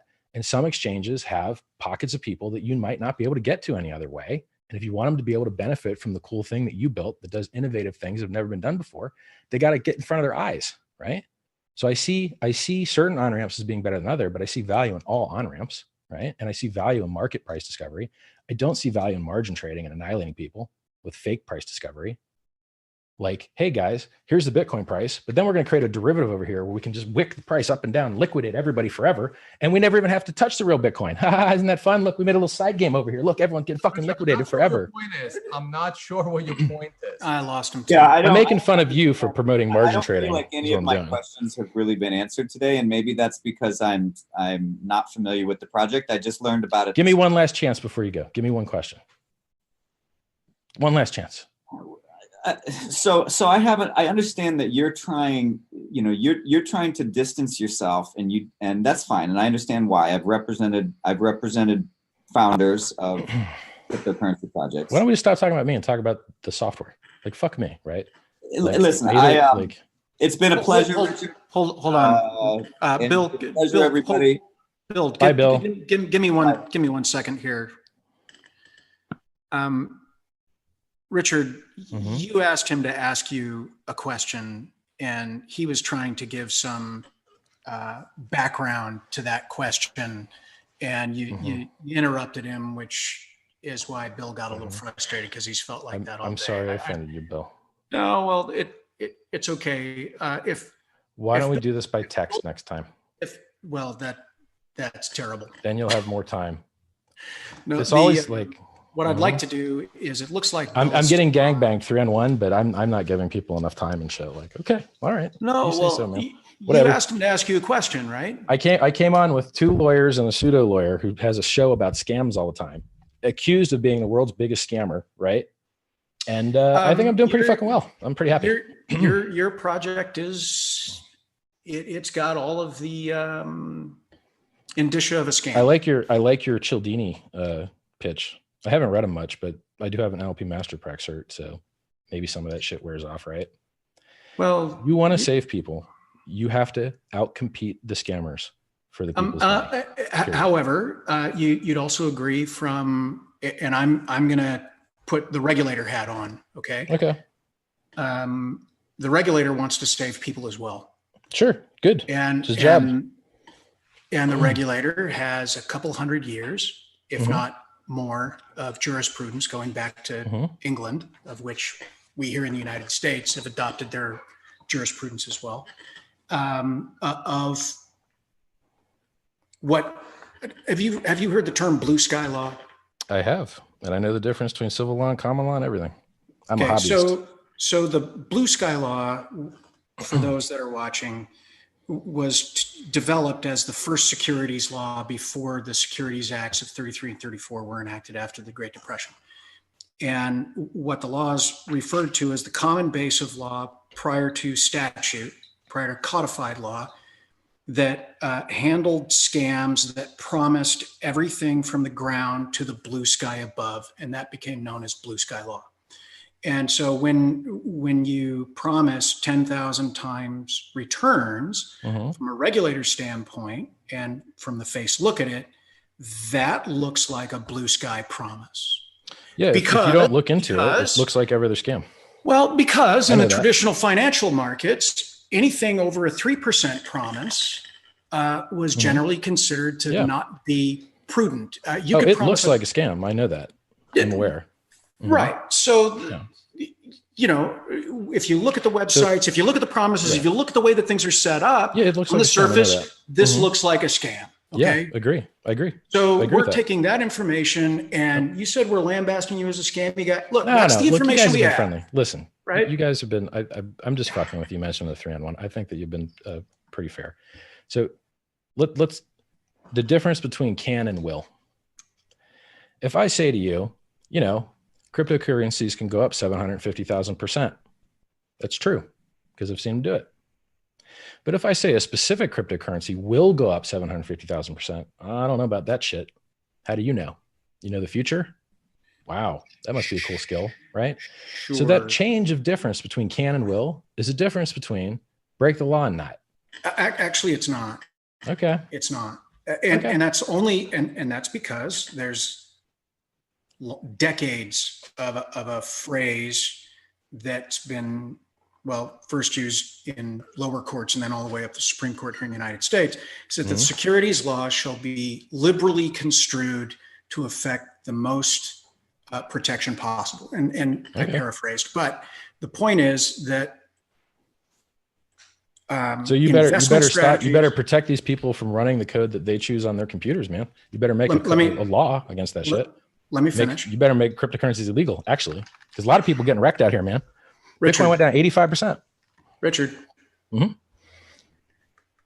what that sentence in that case law means is that traditionally, people who are providing financial products or investment opportunities are a lot faster to act to try to modify the terms of those things to not violate the law than the law can keep up with, right? Well, no, because you reach a skill cap. No, you reach a skill cap. You just run out of fucking angles. Like it catches up with you. The law works pretty good. You're trying to come up with an angle to avoid liability by eliminating the control. I don't do the work. Control portion of it, right? So you've specifically built that, or somebody specifically built that, or come up with it, or looked into it to try to avoid the management and control portion of that and the reliance portion. God, it'd be like avoiding tax instead of evading it. Like, it'd be like kind of the same thing, right? No, not really. Okay. See, because I hope you fix that Wikipedia article then, man, because I need better education. Or just send me the links. Like if you have case law, I'll read it. Because I've read case law that's the opposite of what you've read, right? Like I've read other case law where people invested in securities and they worked so hard that it became a non-security. So the thing that you have to remember about the law is that it's bookends, all right? And you have one thing that's absolutely is and one thing that's absolutely not. And most of the law is in the middle. And what happens in the 100 years of the absolutely not and absolutely is over those hundreds of years, that law develops, expanding and contracting those bookends of where the law is. Now, you may read one case, but the problem is that I know what you mean. You don't have the progeny and sequence of cases that come after that modify it. Like, and I may be fucked up and be missing data, and the reality may be different, and I may be fucked up. And if I read something that says I'm fucked up, I'll respond, right? And prior to the Shavers case, there had never been a single instance enforced by the federal laws under the SEC where anything other than a dollar bill had ever been given in an investment contract. And it was the first time that they tried to say that software, something other than actual money, could be money as to the Howey test. Now, I argued to the judge, look, they need to go back and rewrite the definition of money if they're going to do that, because you can't just do ad hoc legislative. Right. You can't have the legislation here writing fake laws when they're not in the legislative branch. I agree with you. But that's the way that it works. And the reason it works that way is because that one sentence where it says the law shall be granted all kinds of favorable interpretation to the agency. So by trying to get semantic with it, what the SEC does is you say, look, we have multiple tests here, and it's not just the Howey test, it's also the family resemblance test. And they're going to take a look at everything that you've done. And if Howey doesn't apply, now they've got this new tool called the family resemblance test. And brother, you're square either in either of those. So here's what I can't speak to it. I can't speak to it. I haven't read it. Here's what I want you to consider. All right. Go out and find an attorney, review this with them, try to get some protections in place. I'd hate to see you end up in jail because I think your heart's good, man. I think your heart's good. I try. I do. All I can debate you on that one, Jason, in another episode, but I'll leave. Look, I'm not trying to disparage the man here. I'm trying to get to that point in this process where Richard understands that. Just so that you know, what you've described is appeal to the government ain't fair, and I know the government ain't fair. And even if you are right, they can. If a police officer follows you long enough, he will be able to pull you over legally because you will make a mistake. It is inevitable. And if a prosecutor wants to get lively and screw you up, they can screw you up. And even if you win, you still lost. You still lost a few $1 million in defense. I understand that. I really do. I respect them. I respect the job that they do. I appreciate them trying to save people. I'm also trying to save people. They are not doing a good enough job getting rid of counterparty risk. They're not doing a good enough job getting rid of scams in other countries. And they can't jurisdictionally, right? But a well-designed product, a peer-to-peer replacement for interest, can get rid of a lot of these central guys where you give them your coins and you make interest. Well, now you can just get interest from the smart contract. You print your own interest, just like Bitcoin does. Bitcoin just doesn't reward referrers, doesn't reward developers, neither does Hex. It doesn't reward stakers to hold the price up. It just rewards people that burn electricity. And that's not as good a game theory because there's other positive behaviors that participants in this social construct can perform. And if they were rewarded for doing them, they would do better. So like, think about this. In Bitcoin, if Satoshi came and told you he was going to sell all his coins next week, you wouldn't believe him. You wouldn't believe him because why would he tell you that? But in Hex, we have a truth engine. We're the first cryptocurrency in the world with a chart of future market supply. When you don't tell the market when you're going to unstake your coins, you're penalized by getting diluted because everyone else is getting inflation but you. And so what's the smart thing to do? Lock your coins up, declare to the market when you're going to end stake them. And now everyone else can plan the future around your end stake. If you're some whale that's ending on the 20th. It's called an exit scam, yeah. What do you mean? This is what derivatives are. This is what futures contracts are. You're just having a more variant range of dates. Jason, how is having more market awareness of what market participants are going to do an exit scam? I have a question for you. I'm assuming, and you can say, I'm not going to answer this. I'm assuming you are going to get some Hex. Yes or no? I have a referral link and I shill it like a bitch. Like, yeah, I should end up with some. Yeah. Okay. So what does that mean? You have a referral link and you're going to get Hex for the referral link. Explain that part. 10. I'm not letting you dox my bank account, dog. I'm not letting you ask how much money I got. He's not trying to do that. I'm not letting you ask me what address is mine. How it works. Richard, explain how it works. I'm not asking you. Sure. Yeah, I'll explain it. Okay, if you're not looking to impugn me personally, I can tell you what you're looking for. There's two things that you're looking for that are different than other participants. Okay, so if you get in the first day, you get a 20% bonus. There's an origin that gets a copy of that. There's an address called the origin address that gets a copy, right?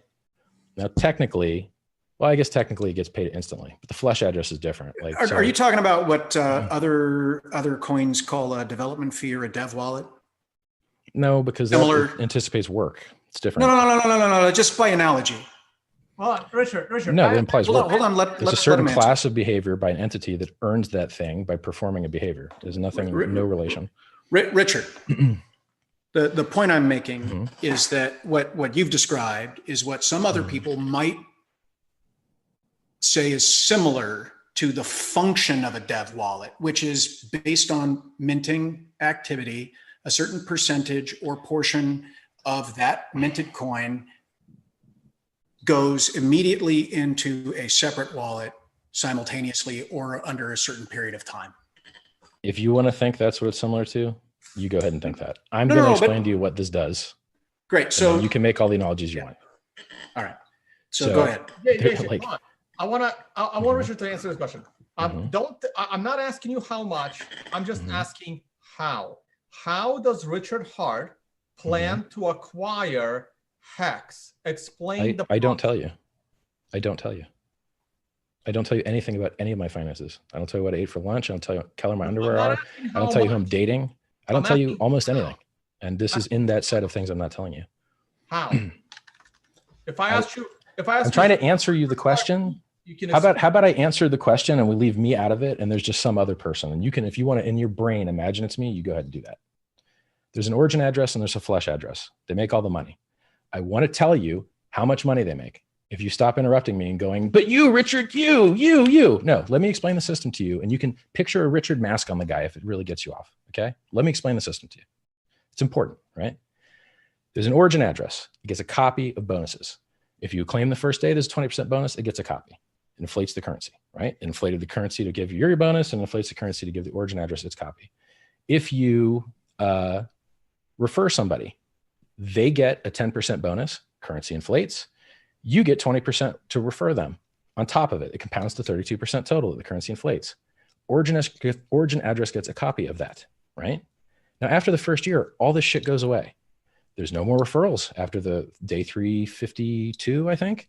There's no more speed bonuses. There's no more claiming. There's no more any of that shit. After the launch phase, right?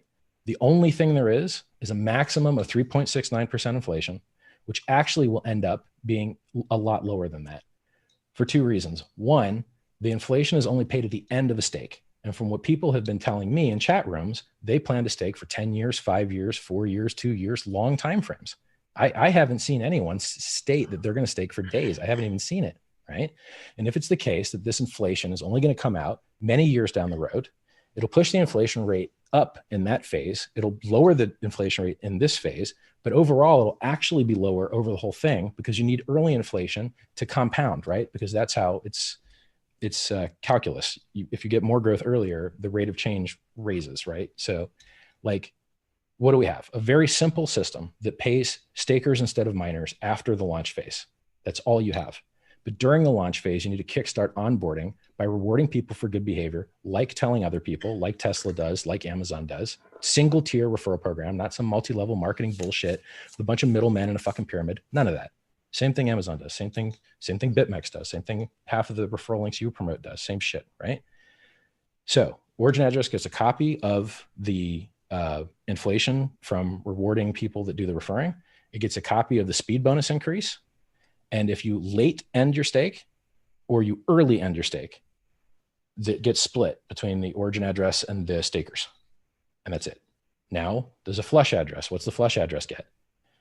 Any Ethereum that goes in there. And that's it. I'm very tired, so let me make sure that's it. Well, you said the flush address gets any Ethereum that's in there? Well, what happens is there's an address in the code. There's two addresses in the code that you can verify. One is the flush address that I don't even actually know who keeps running the flush function, but this address keeps getting more and more Ethereum sent to it from the contract. And I have no idea who's actually doing that. So I have to ask around. Like, I don't know if that function gets called when people do some other thing, or if there's someone like manually running it, but something or someone is causing Ethereum to be moved from the contract address to the flush address. And it's kind of screwing. If you're watching my screen, this is the contract address. Mm-hmm. Yeah. And this is the flush address. The flush address currently has, if I refresh 1.8 million is what that says. So Richard, are you saying that in under 24 hours, your code has already been hacked? No, it's running as it's designed to. It's a public function. Anyone can cause it to run, but you wouldn't expect random. Yeah. All of the functions in the system are public. There is no secret code. There is no editing the code. Anyone can run the flush function. Like we've got 3 audits. We've got 2 security audits by CoinFabric and Chain Security. We've got 1 economics audit by a mathematician at CoinFabric. So you're saying what happens when it flushes? Does somebody hold the private keys to this address? It just sends the Ethereum from the contract to that address that's written. Jason, it sends the Ethereum from the contract to an Ethereum address that is accessible by a human. Maybe you don't know that. No. Well, I don't know that it's accessible by. I get it, but this this almost sounds like there's a built-in DAO feature here where. What are you talking about? Well, if you don't know where that Ethereum's going in that flush function, you're saying that somehow it's happening. He knows where it's going. I'm sure he has the key to it. I'm sure he has the private key to this 12,000 Ethereum. What's the purpose of the flush? Richard, what's the purpose of the flush? To receive money from the contracts. To receive money from the contracts. Okay, yeah. But assuming that we're calling ETH money here. Right. Technically, to receive Ethereum from the contract. As long as Ethereum is inside the smart contract, it can't be spent. So basically, if this Ethereum had been inside the smart contract, this is the basically DAO, right? This is the DAO. Why do you guys understand what the word DAO means? Yes. I wish you'd stop saying it because there's no relation to what's going on here. Well, what we're talking about, Richard. Hold on, Tone, give me a second. Okay. What we're talking about, Richard, in colloquial terms, is the DAO smart contract that was written that had a backdoor that allowed somebody to perform a function to suck all of the Ethereum out of the DAO's function and into. That's not what happens.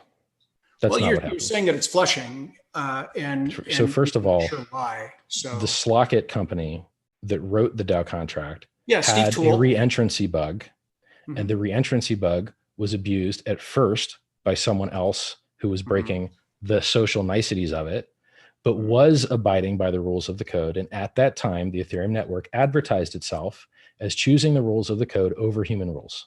So then once there was actually a problem, they flip-flopped on it and decided, fuck that, we're forking this hacker out. Is what really happened. I'm just asking whether or not this and in the end, the white hat hacker actually did that other thing. Running a function on an Ethereum contract don't make you a DAO bro, period.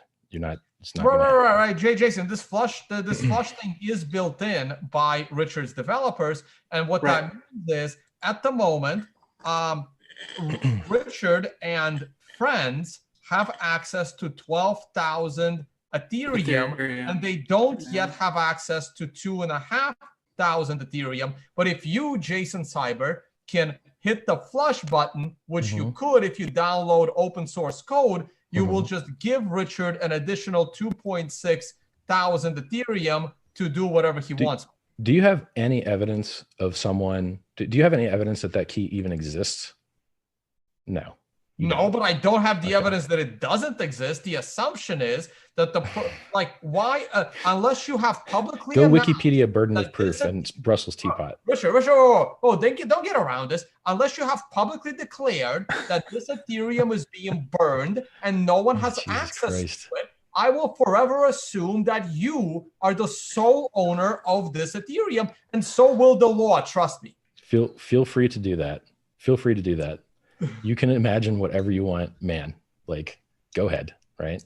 So it is not in the best interest of the project to tell you anything about those funds, who might have access to them, what might have access to them. Oh, I don't disagree, and I don't want you to implicate yourself. Thank you. Thank you, sir. Thank you for keeping me out of the pokey. I really appreciate it, sir. The next time we're beating our wives, I will give you a high five. With your presupposition shit. Go ahead.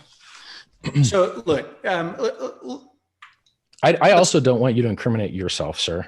Oh, okay, great, thanks. So within the Ethereum network, I can send Ethereum to any address that I create. Actually, it's worse than that. Ethereum has a bug, and I don't need a private address to be able to do that, and that's called burning Ethereum, right? No, I can burn whatever Ethereum I want. If I send Ethereum to address 000000000, and there's no private key. They're different. Right? They're different forms of burning. There's a burn function in the ERC20 boilerplate platform. If I send form of burning, there's two kinds of burning. If I send Ethereum to an address that nobody holds a private key for because I make it up, and nobody has a private key for it, it's gone, right?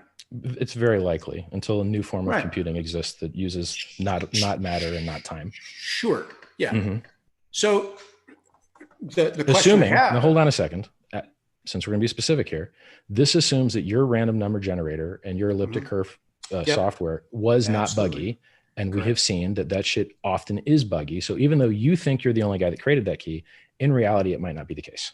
Sure. So all of that was to ask you whether or not your code or whoever developed it, if you have any reason to believe that the address, the flush address, is some random generated burn code. I mean, if part of your tokenomics, let me finish.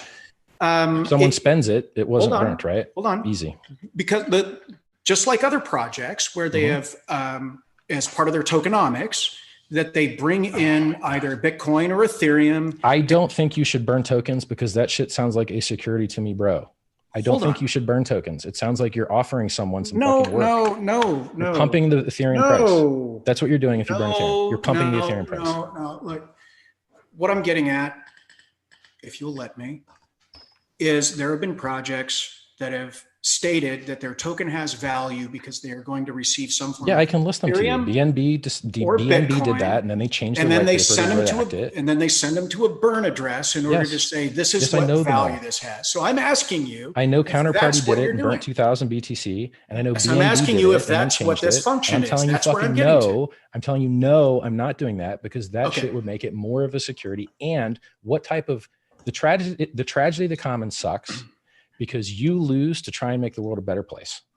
But burning stuff sucks even more because you lose and the rest of the world doesn't even become a better fucking place. No one notices the quarter of a raisin of value that you gave them, right? I do not believe in burning cryptocurrencies. I think that you should. Okay. I don't believe in index funds. I think you should choose winners and losers. So you're not flushing to burn, which means you're flushing to extract. I would be very fucking surprised if funds that came out of that contract were burnt. And I would advise whoever did that to not do that because it sounds stupid. But you do advise whoever did that, Richard. Holy shit. This is your Do you know what would advise means? So listen, why don't you guys just tell me that I'm a scammer and yell that I'm a scammer and shit, and then show me the people that I'm fucking up, and show me the people that dislike me because they lost money, and show me all these people that are harmed and shit. Because all I see is fans. That's all I see. Okay. I see fans and I see people yelling fucking scammer. Okay. So let me explain. I don't have a shopping cart. Let me explain why. Let me explain this. Okay. Yeah, it looks like a scam, but it's not. So now we can stop saying scam. Richard, let me explain why. Richard, this goes to the family resemblance test I was talking about. Yeah, I'll Google it. I'll look it up. I appreciate it. Richard, forget the SEC laws. Forget the fact that I believe you are violating the Howey test. Let's forget that. Okay. That's my opinion. The law can decide that if it goes that far. Sure. Let me explain functionally why I see Hex as problematic. I call everything a scam. Let me use the word problematic. Okay. Besides, are you going to say out of thin air? I know you're going to say out of thin air. I feel it. No. I'm not even going to go there.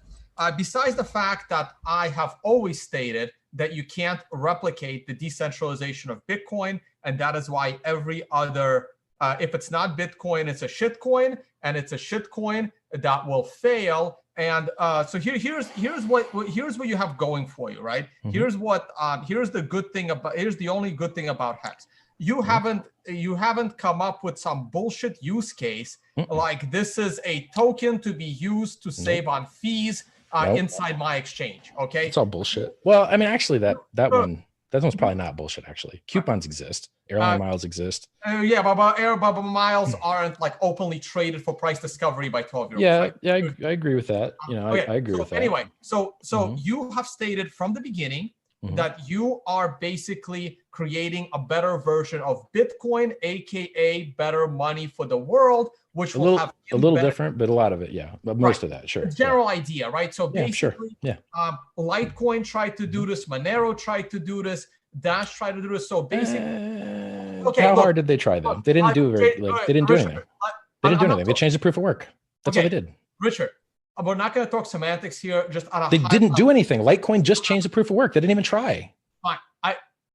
Richard, on a high level, you are trying to compete with the money function of Bitcoin, not the smart layer contract of Bitcoin, not the utility token. You are competing with the financial function of the way you did it and the way Litecoin did it are different. I agree with you. Okay. I agree. I'm not saying which is better. I'm just saying your token, your currency, whatever we're calling it, has a specific purpose to be better money than Bitcoin. That's it. I agree with you. I disagree that you can make a better money than Bitcoin because you can't replicate Bitcoin's decentralization function of what Satoshi did. Now, you can argue with me on that, and we can argue about it all day. Okay. Well, no, I would win quickly. Truthfully, again, not the argument I'm going to have with you on this show, right? But the point of that statement is that let's ignore that part as well. You believe I can tell you what Bitcoin does better than Hex if you want me to. That's fine. Again, not important.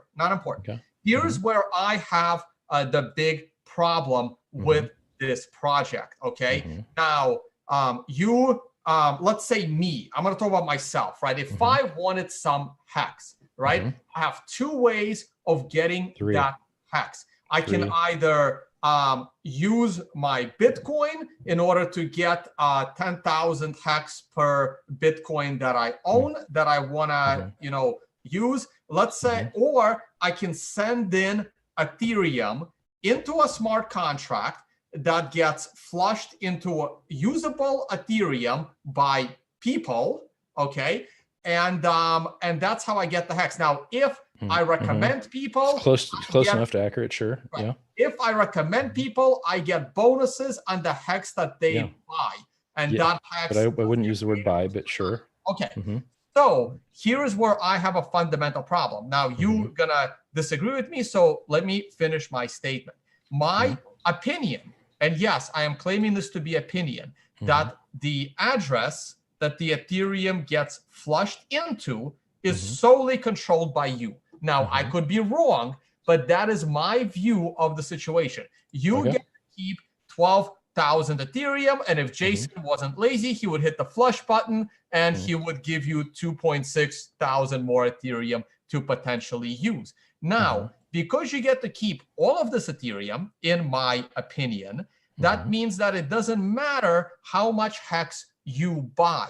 6,000 of this Ethereum could have been Richard Heart's. Okay. Now, because I didn't put any money into the contract at all. You can't prove a negative. Okay. So I believe you could actually, in this case, you just need to get identity for the other participants. And are you doing 10,000? Are you getting? No, I'm not interested in.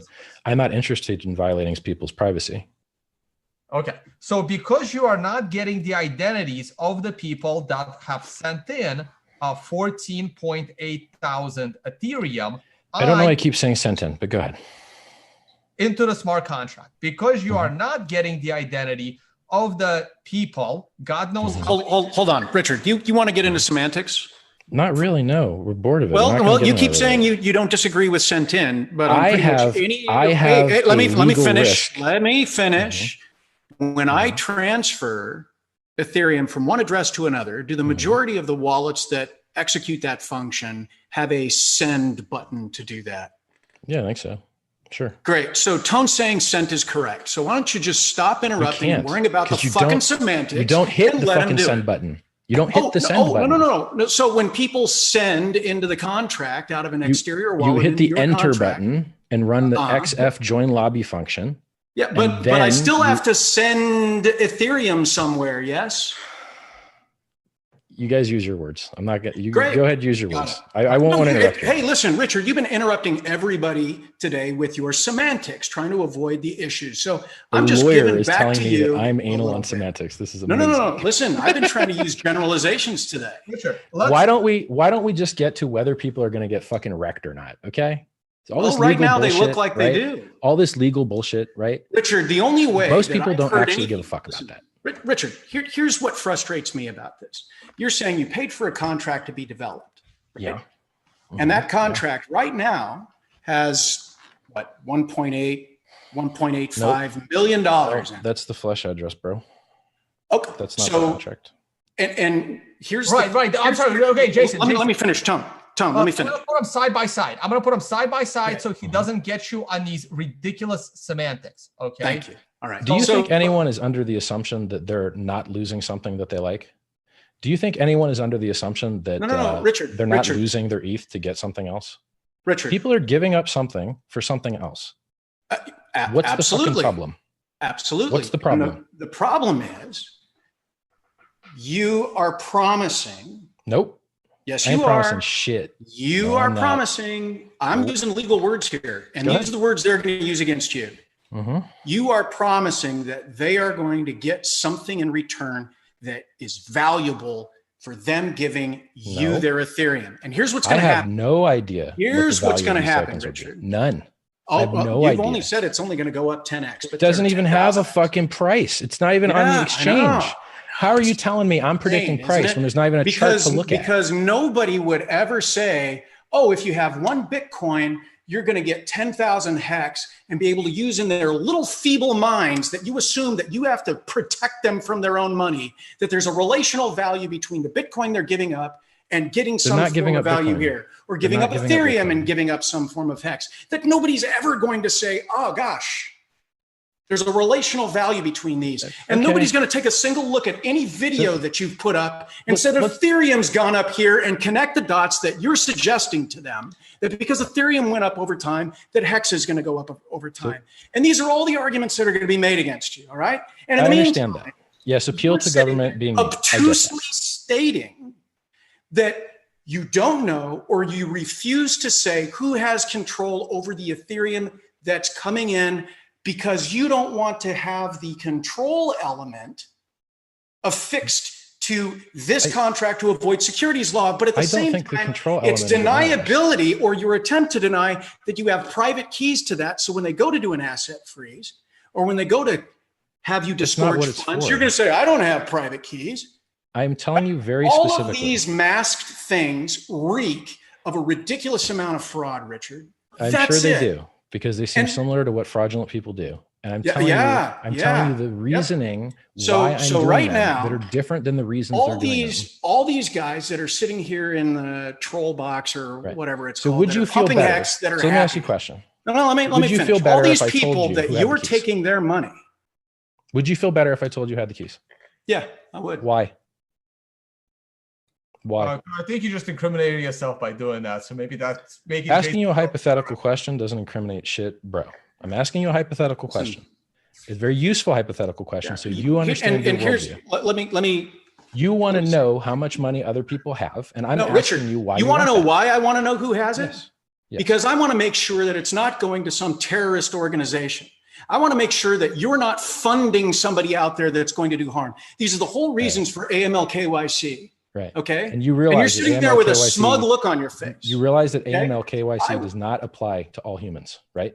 You understand you have to be a specific class. But you're a United States citizen. With a specific behavior. Actually, I'm not sure that he is. Are you? I don't know if you meet truth. Why would I tell you? I have no idea what it says. Why are you guys so interested in me? I don't get it. Because you wrote the contract. You're the ringleader. You're the guy that's in charge of it all. So open source software. It's not open source, man. You paid to have it developed. It's different. You paid to have it developed. You understand that open source developers receive pay for listen, man, I've been involved in this for a very long time, as you have. And when you pay someone to develop software, it's no longer open source. That's not how that works. Blockstream pays developers to write open source software all the time. The majority of open source software is done by paid developers now, and should be, because you shouldn't have to be a fucking broke slave to provide benefit to the world. Nor should you have to be fearful of speaking your opinions about things because you're worried you're going to get choked by the noose of the evil government. Who's benefiting from it?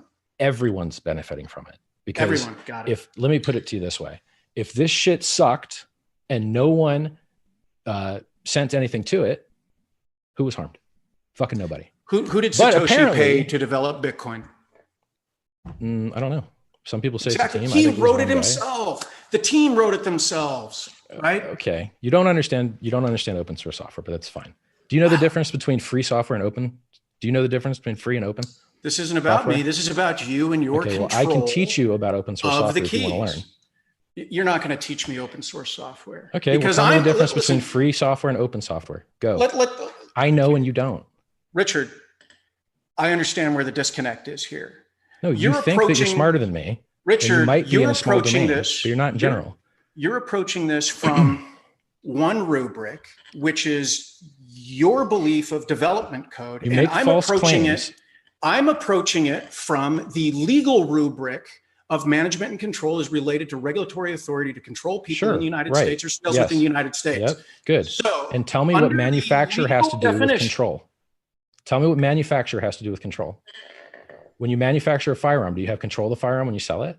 When you manufacture a Ford no. You don't get to do another other else argument. We're talking You're about... the one that's going into the semantic crap. I just want to talk about things people really care about. None of the audience gives a fuck about anything we're talking about with this legal. Yeah, you know what they give a fuck about, Richard? They care about making money. They are putting Ethereum with a smart contract. Yes. That is what people in cryptocurrency. They're putting their Ethereum into a smart contract, and that smart contract is flushing Ethereum to an address that you have control, or you know who has control of, and you refuse to say for the specific purpose of avoiding regulation. For the specific purpose of avoiding regulation. To avoid regulation. Those are the words they will use. Okay. Well, we've appealed to government as mean again. Okay. I don't feel bad about building. I'm not appealing to government as mean again. I am trying and have been trying for the last 5 years to keep guys like you from stealing these people's fucking money. And when I'm not doing that, I'm defending guys that have legitimate projects and want to do real good from having the reputation you have. Let's talk. Yeah. Listen, you're the one that wanted to get salty with me, Richard. I can get salty with you all day long. I'm not bothered, bro. Like, it's okay. Here's what I want. The audience, when Richard, this conversation's over, I'm sorry, sir. I will speak to you more respectively. Thank you. Appreciate it.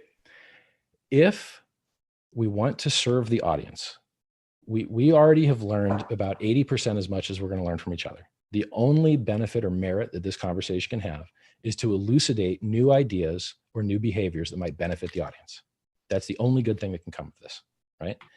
If I can say, hey, we need more miner decentralization, how can we achieve that, right? If I say, hey, wouldn't it be cool if mining wasn't a protection racket where you're paying the only people that could actually attack you, whereas in the old days when it was CPU and GPU, you were paying those miners to protect you from other people that could become miners and fuck the network up.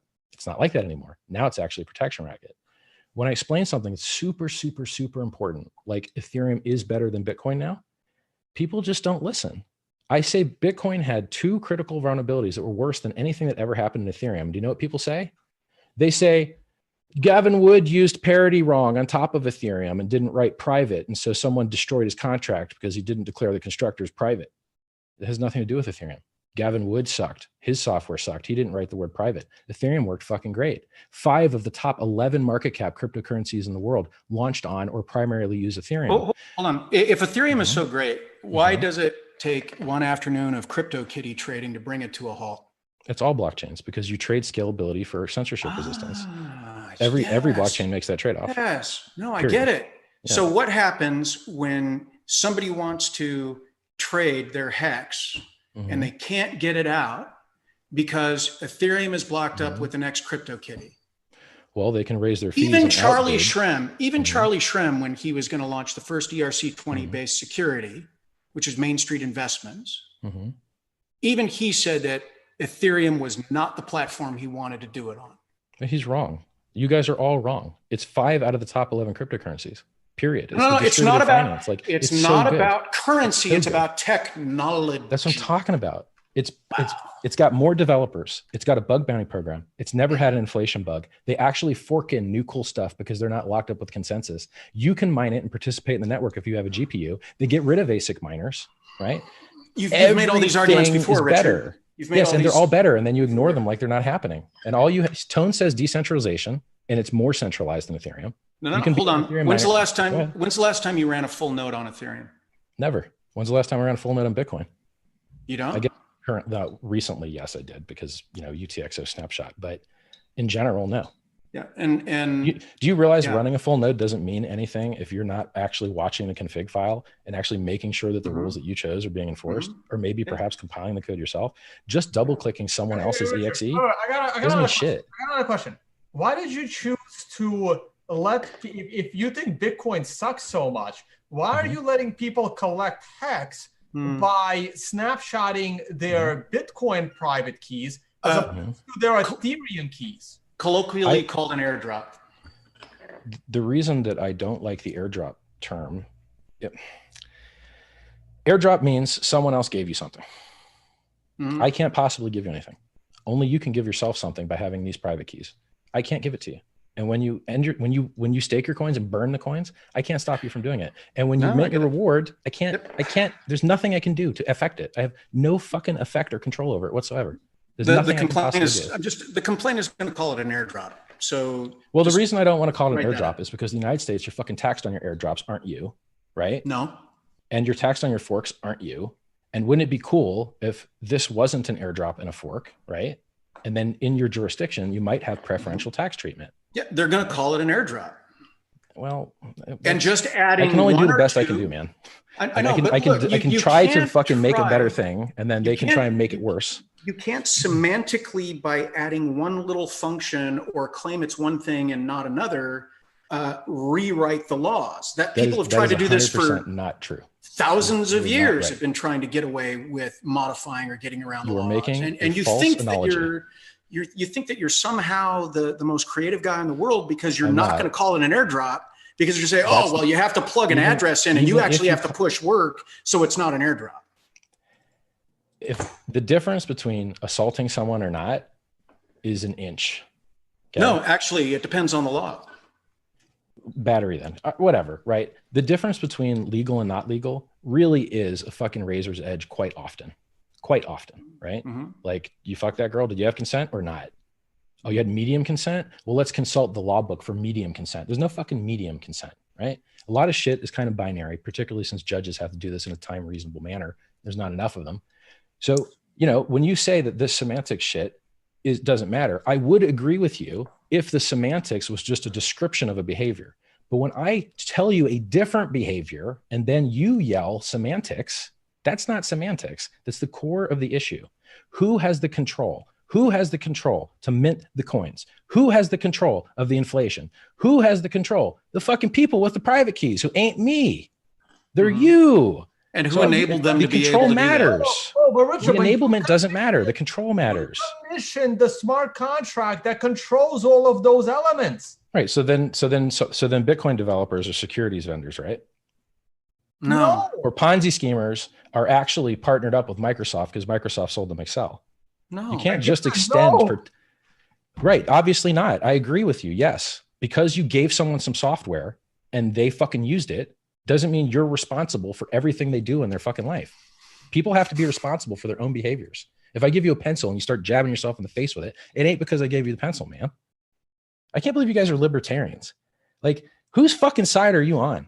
I'm trying to give people more fucking freedom and the ability to go build other projects with this interesting structure that I've never seen before and that I think fucking works. And you're like, no, fuck that, man. Let the government have the power, bro. Fuck innovation. Fuck security. Richard, here's the problem. You can't guarantee what you just said. You cannot guarantee that Hex is going to be better than Bitcoin, bringing freedom to the world the way Roger Ver says. Who the fuck?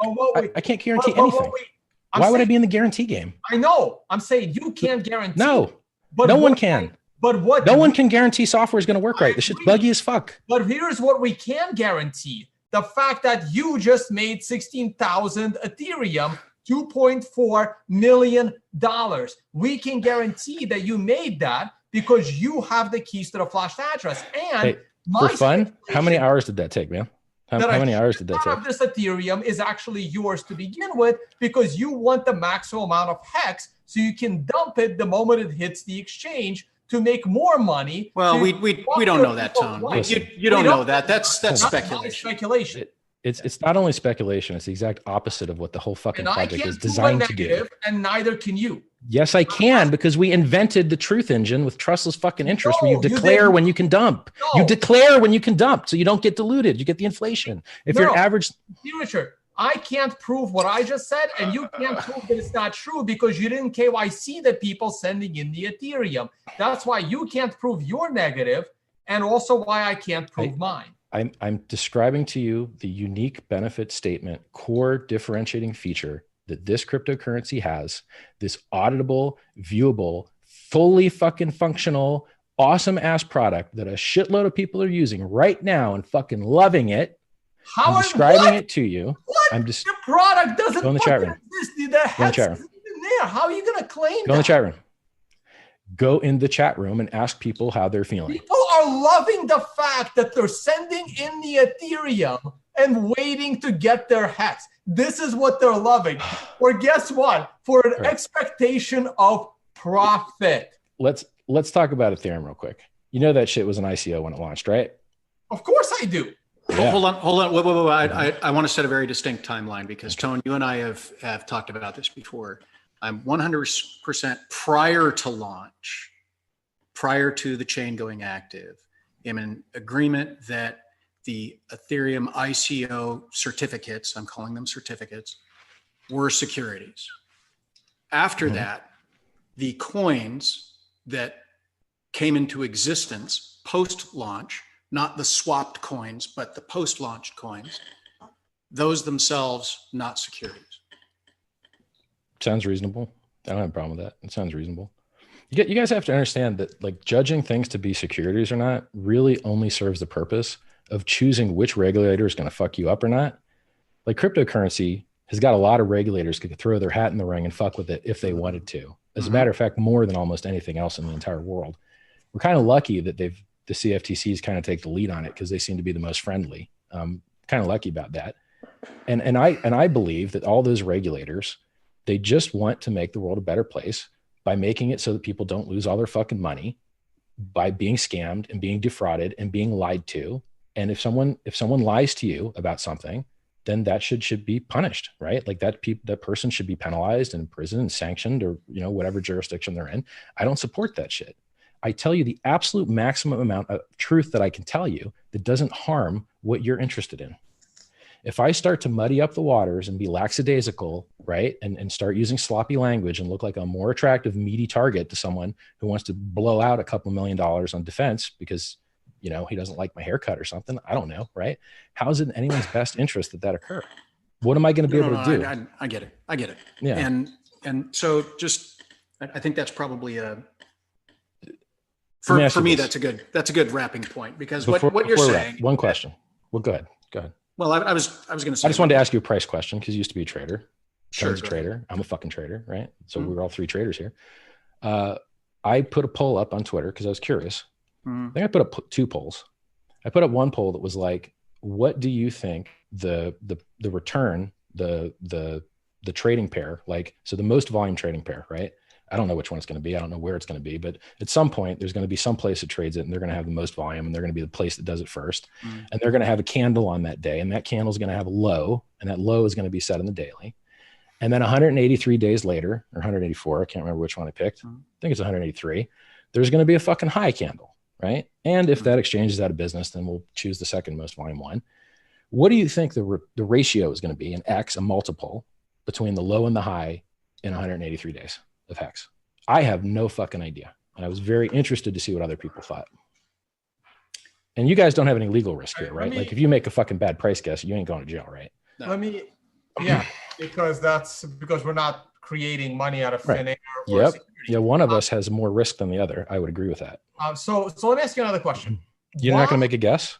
You're not going to make a guess of how much the X will be? No, he's trying to answer your question, Richard. Oh, I'm sorry. I don't care how much the Hex. I thought he was not going to answer. It seems like he's not going to answer.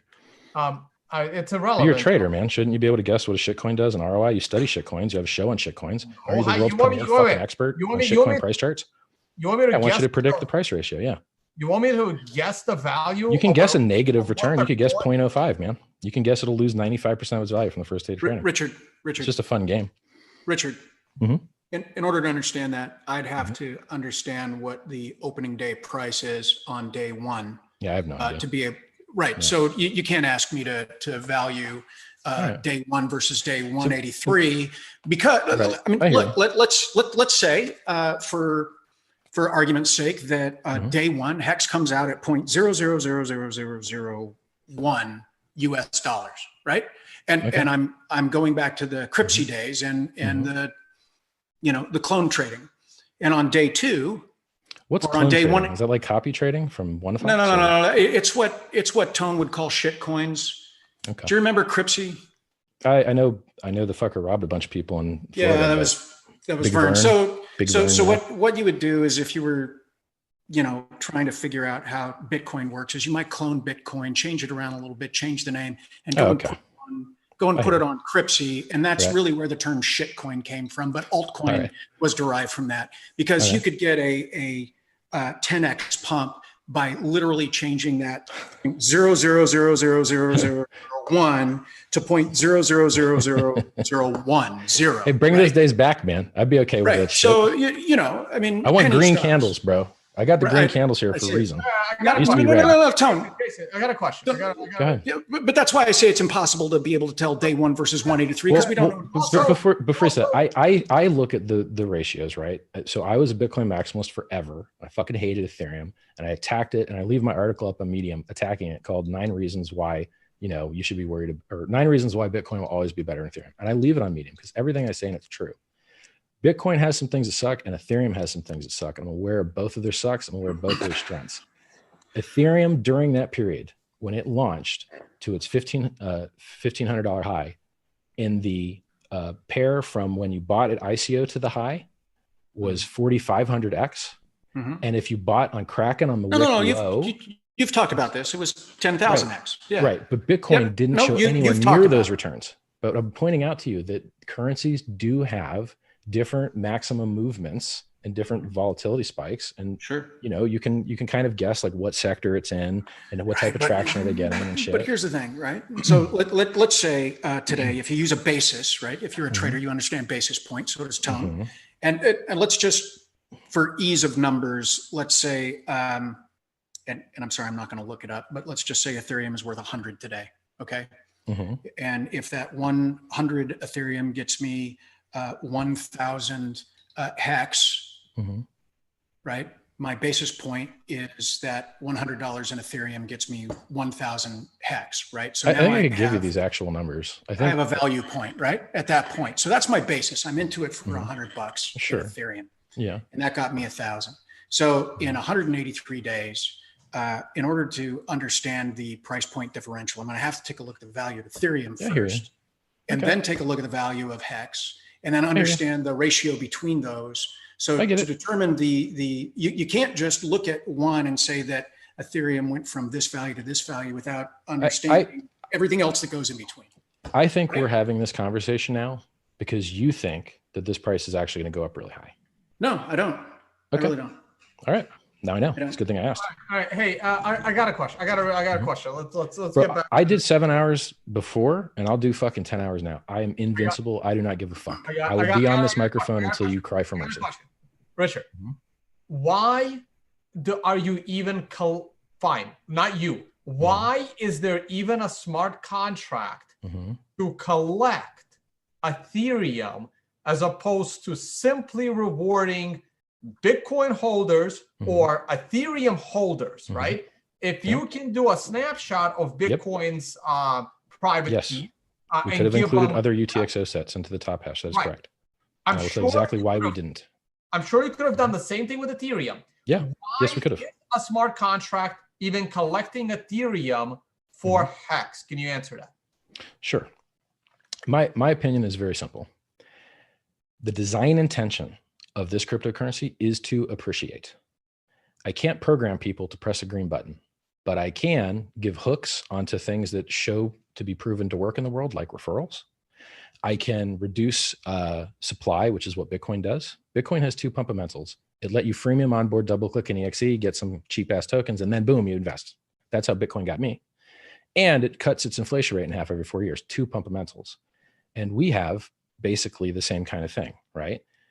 Instead of, if you stake longer than other people, you're being deflated. Your currency is becoming worth more. But if you're not staked and you don't use the truth engine, you don't tell people when you're really going to sell, then you're diluted, right? That's good. That's honorable. That's the time value money. That's awesome, right? If I wanted to onboard the other thing that mining did, in addition to just freemium onboarding people, you have to kickstart a currency and distribute it somehow. You have to have some rubric by which to take a mass of people that are without your currency and distribute it amongst them. And if you don't have identity, which libertarians do not want identity tied to their cryptocurrencies, then you're worried that someone gets the money and pretends to be someone else, and gets the money and pretends to be someone else, and gets the money, right? Like Rhett did with XRP way back when, right? So I don't want people Sybil attacking the network and being paid more than they deserve by acting like they're someone else. And I also don't believe that a poor person brings as much value as a rich person to the network. But wait a minute. Oh shit, what? Hold on, what? Richard. But I thought you were killing the whales. We're killing the whales to make new whales. It's different. Wait, stop. So everything that you just described, right? How does the public know that you did not buy half of that hex with your own Ethereum going to your own address. That is didn't you just say that you can't prove a negative? That was you who said that. You're asking me to prove a negative, right? Prove that you didn't do that. I think what people are interested in is recycling the Ethereum. And I've answered this 20 different ways, and I'm more than happy to give you the 20 answers now. You're not answering the question. I am answering the question. I will repeat the question to you. How can you guarantee that my money, Richard's money, is not going into the contract? I can't, because I'm not telling you my addresses, right? So I can't is the answer there. But what I can tell you is all that money that you keep showing on your screen, maybe you wish it was yours. I don't know. You seem to be very interested in that money on the screen there. I haven't looked at it anywhere near as much as you have. It makes me very curious why you care so much, particularly since you're not supposed to expect any work from it.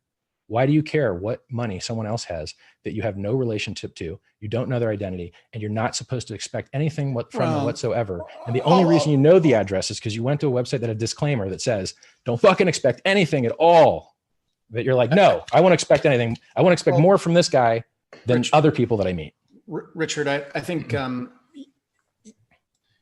you may not have that correct in the message that your website is sending about expectations. I don't want to go into the specifics of it, but at the same time, I also think that Tone, and you asked him why he cares about what's going on in there, is that Tone is dedicated to certain. But he loves Bitcoin, and he doesn't know who Satoshi is. And his kids could be assholes, and he could dump their 5% of Bitcoin bags anytime he wants. The point I was trying to make is that you asked why Tone gives a shit about what's in an Ethereum address, and that goes from Tone's storied history about investigating and trying to out scam coins, and you agreed yourself on the surface that it's never ever worked. Both Tone and I have insulted and made fun of fake Satoshi forever. And now he's the head of a fucking cryptocurrency that's up in the top fucking 10. That's how good that shit worked, right? Eventually, you have to start doing things that works. I tried what Tone is doing. It was 100% effective, so I fucking stopped. I did something else. Right? So I think one of the things that when I was arguing in front of Judge Mazant in the Shavers case, is Judge Mazant said specifically to me, I bet you're one of those guys that wants more laws. And I said to him, no, I don't. There's already laws on the books. And the very first type of enforcement that happens in society is people policing and holding other people accountable. And that comes from just, either suing people or doing more of them. Right. So there's more kind of people. What this is living true to what I told Judge Mazant is the very first type of enforcement of any type of thing that happens in society is people investigating or looking at other people and what they're doing. So this is step one. Well, look, some countries actually publish their tax returns publicly, right? There are societies that do have a more free and open culture than libertarians, who I'm very surprised interrogate other people about their wallets. It's interesting to me. I don't really mind. No. I think it's a good way to. This isn't interrogating people about their wallets. This is self-policing to ensure that our community isn't being subjected to fraud. I like that idea. Like I fucking hate fraud, right? So do chain analysis and see what happens to the money. Like go do chain analysis. It's a blockchain. There's no fucking anonymity in Ethereum. You're going to be able to pretty much figure out what's going on, right? Maybe they try and fucking mix it. Maybe you try and figure out where they mix it and shit. I don't know. Go have fun with that. But I don't know what you're achieving, right? What are you afraid they're going to do? Pump your bags? No, there's one of two things. There's one of two things that's going to come out of this. Okay. And I don't have a dog in this fight other than I'm part of the crypto community. Okay. How are you? Okay, go ahead. There's this thing, we opened this thread and I really wanted to finish it I said something outlandish and inflammatory. And I said that rich people are worth more than poor people. And I thought it would trigger everybody and be like, what the fuck? And then I'd be able to hit you with a cool idea, but then we missed it. Right? I got to tell you that from an idea standpoint, I don't care if you're rich or you're poor. I put somebody's value and their worth on their ideas and what they provide to society. It doesn't matter to me the size of their bank account.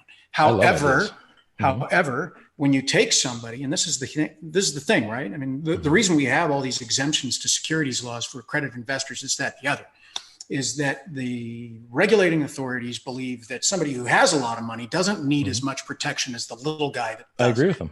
Yeah, I agree with them. That seems to make sense to me. So, right? I think that sounds all right to me.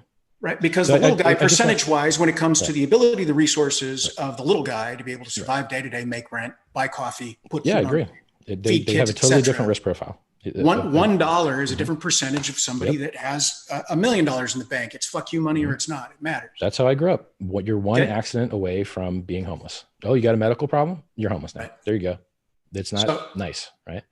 Tone asked me why. Hold on a second. Somebody in the troll box just asked me if I do pro bono work, and that's pretty much. I think you do actually. I think you have done pro bono. I've done a ton of pro bono work, including people that were dying in prison. So, the troll box gets out of hand every now and then. They're cocksuckers. They're mostly it is what it is. Yeah. I have an unfair advantage here in that I have watched your podcasts and know more about you than you know about me, because I may have watched more of your podcasts than you've watched mine. Well, I've been saying, you enjoy a little bit of alcohol on your podcast, I must say, and a little bit of boating. Actually, what you were seeing me drink was water.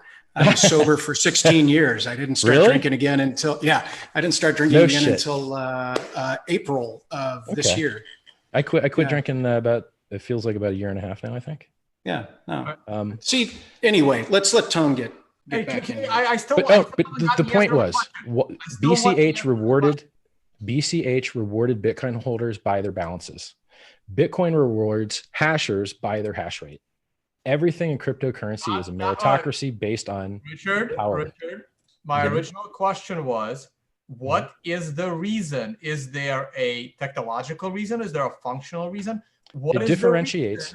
The only reason people sending in Ethereum. Yes. The only reason you give out free coins is in the hopes that people buy more coins. That's how coupons work. But they're not free coins, right? Like if people are sending in Ethereum. Those coins I would not consider free. I mean, they're paying. You could argue it, but it'd be ugly. Coins. I don't think those coins are free. I think that the coins called free are far more free, right? I think the coins that you have to lose something and to socially be able to mint for yourself is different than the thing that you can just sign and keep what you had. Yeah, I think it's different. And let me ask you this. Who deserves the most benefits from a new project? The people that believe the most and the people that take the most honest and beneficial actions for the project. So who benefits the most in Hex? The people that stake the longest. Why? Because they believe the most and they delay gratification the most. No, people that benefit the most in Hex are the creators of the Hex smart contract, because they have currently made over $2.5 million today. 2.5. Ooh. Plus whatever. Did I hear 2.5? And the next day, and the next day, and the next. It sounds like you're trying to make it evil to make money, is what it sounds like. What he's saying is that, and this is the point that keeps getting missed, is that he's still operating off of the premise that this is a scam. We shouldn't. And it is evil to make money off of other people's hard-earned backs through a scam. Yeah, I agree with that. I believe. Okay, so that's where he's coming from. I believe scams require misdirection and fraud. So yeah, and there is indicia of that in your project. That's all. Yes, there is. Yes. Yep. And the reason you said that there was indicia of that is because you're trying to avoid regulation. No, I'm trying to avoid you having expectations you shouldn't have. I'm trying to help you manage your expectations properly so that I don't cause you emotional harm that causes you to start calling people and be like, I was emotionally harmed. Fuck this guy up. Right? I don't want you to have a bad time emotionally. It's financial harm. Libertarian phone call we got here. I want the world to work better. Someone has to build the software. Someone has to build it. Why full not? Disclaimer, I'm a libertarian centrist. Okay. Well, so be it. I care about a man's ideas. I don't really care about his label that much. Well, no, you've been labeling me libertarian. I want to make sure that you understand the flavor of libertarian. All right. True. Okay. Yeah, I have been saying that. All right. I thought you were more libertarian than you were. I'll take that hit. I'm a libertarian centrist, and that means. Tell you the truth, bro. I don't even know what the fuck that means. Tell you the truth. Well, Google it. I think it means you're a little bit more left. Yeah, I might. It means that I am very fiscally conservative and socially liberal. I thought that's how all libertarians were. I thought that was how all libertarians were. Roger Ver's that way. He don't do drugs, but he supports you doing drugs. I mean. That's fine. But look up libertarian centrist. So who do you think should build the replacement for the CD guys? Because you think I suck. So who do you think should do it? Replacement for what? The CD. We want to get rid of the banks doing CDs. Bitcoin's been around for 10 years. CDs have been around. You're saying we want it. Why do we? You're assuming that this is something everybody wants, right? No. Yes, people like to earn interest. Yes, that's what they do. He's asking for, Tone, he's asking for our ideas on who or what should replace the CD. He's not suggesting that we actually want to replace the CD. He's looking for some creative input. Richard, how does that? I suck. So who should build the software? Richard, how does the CD work today? Well, currently, you go to your bank and you give them money. Yes. And you can't use your money anymore, and you pick a time, and the longer time they pay a higher interest, but the interest they pay you is pretty pitiful. So if you get a 5-year CD, I think you make about 2.48% on a 5-year CD. So you're still cash negative compared to inflation, unless you use a very weird inflation model. Now, what you're going to try and say, and you're going to be wrong about, so I'll just do it ahead of time. Or do you want to say it? I'll just cut you. I'll just tell you what you're going to say. Tone's going to say, in the bank, you give them your money, and then they lend it out, and that's how the bank makes money, and everything works good, right? That's what you're going to say, right? Sure. Okay. That's not actually how the fucking bank works. That's how you think the bank works. It turns out that when you give your money to the bank, your fucking money does not get lent out. Your money goes on the liability side of the ledger, not on the asset side. Your money doesn't get lent out, but they do use your money as an excuse to actually get the money that actually gets lent out by the fucking Fed at retardedly low interest rates. So no, indeed, your money does not get fucking lent out. Your money is just used as a money multiplier to create more credit from the fucking Fed. It is not lent out. Furthermore, even if the bank actually operated the way that you thought it did. Richard, back up. I want to let him finish. I want him to finish. Okay. Jason, I want him to finish. Go on. I'm not going to run out of attention span. We can do this forever. I don't mind. I'll take all year. It's fine. In Hex, when you stake your coins and they get burnt, it reduces the circulating supply and the total supply, depending on how you measure it, right? If you want to say, oh, but one day they'll come back, okay, then maybe it just affects the circulating supply, right? What happens in a static system with static demand when you decrease the supply? In a free market, the price goes up. And who receives the benefit of the price going up? All of the people that didn't use the truth engine to lock up their coins and say when they might sell them. Those guys are the ones receiving the price increase. They are being virtually lent the value that is created by people locking their coins and burning them and removing circulating supply. It's virtual lending. And it's more real than the lending that you get from the fucking Fed, which is comedic with negative interest rates and shit, which makes no fucking sense. All right, Jason. All right, now go. Hey, Richard, you said that somebody deposits money into a bank and their money doesn't get lent out, that it's used as unless there's fraud, a multiplier against overnight lending rates or long-term lending rates, right? Yeah. But without that money being in that bank can't acquire that loan to do that, right? That's just the government's decision, right? If the government could decide you got a lot of money sitting hold there, on. The government could decide you got a little money sitting there. It doesn't really change anything. Hypothetical. There's 10 people that belong to a bank. That's it, because we're going to use a hypothetical easy number for our. Yes, it helps you meet the standards that the government handed you. Yes. No. Hold on. And we each put $1 million in there. So there's $10 million in the bank, right? Yeah. And just for easy numbers, based on that $10 million in the bank, I can get a short-term loan for $10 million and be able to lend that out or lend it out to other people, et cetera, based on the $10 million. You would get a much larger than $10 million loan. I'm trying to keep it simple for the guys listening here, okay? All right. Half of us decide we don't want to bank with that bank anymore, okay? So now there's only $5 million in the bank because we've withdrawn it and the bank had to actually keep funds on deposit or match those, right? Or if they didn't have the FDIC insurance kicks in for your ass and you didn't have over 100K. No. Remember, we're keeping this simple. Why? We're smart. We're all smart here. Fuck. All right. No, not everybody's smart, right? But I've removed from that bank's deposit base. Yes. Now the bank is under collateralized, which is they have tests to fucking catch banks that do that shit. And can I go out and borrow that $10 million?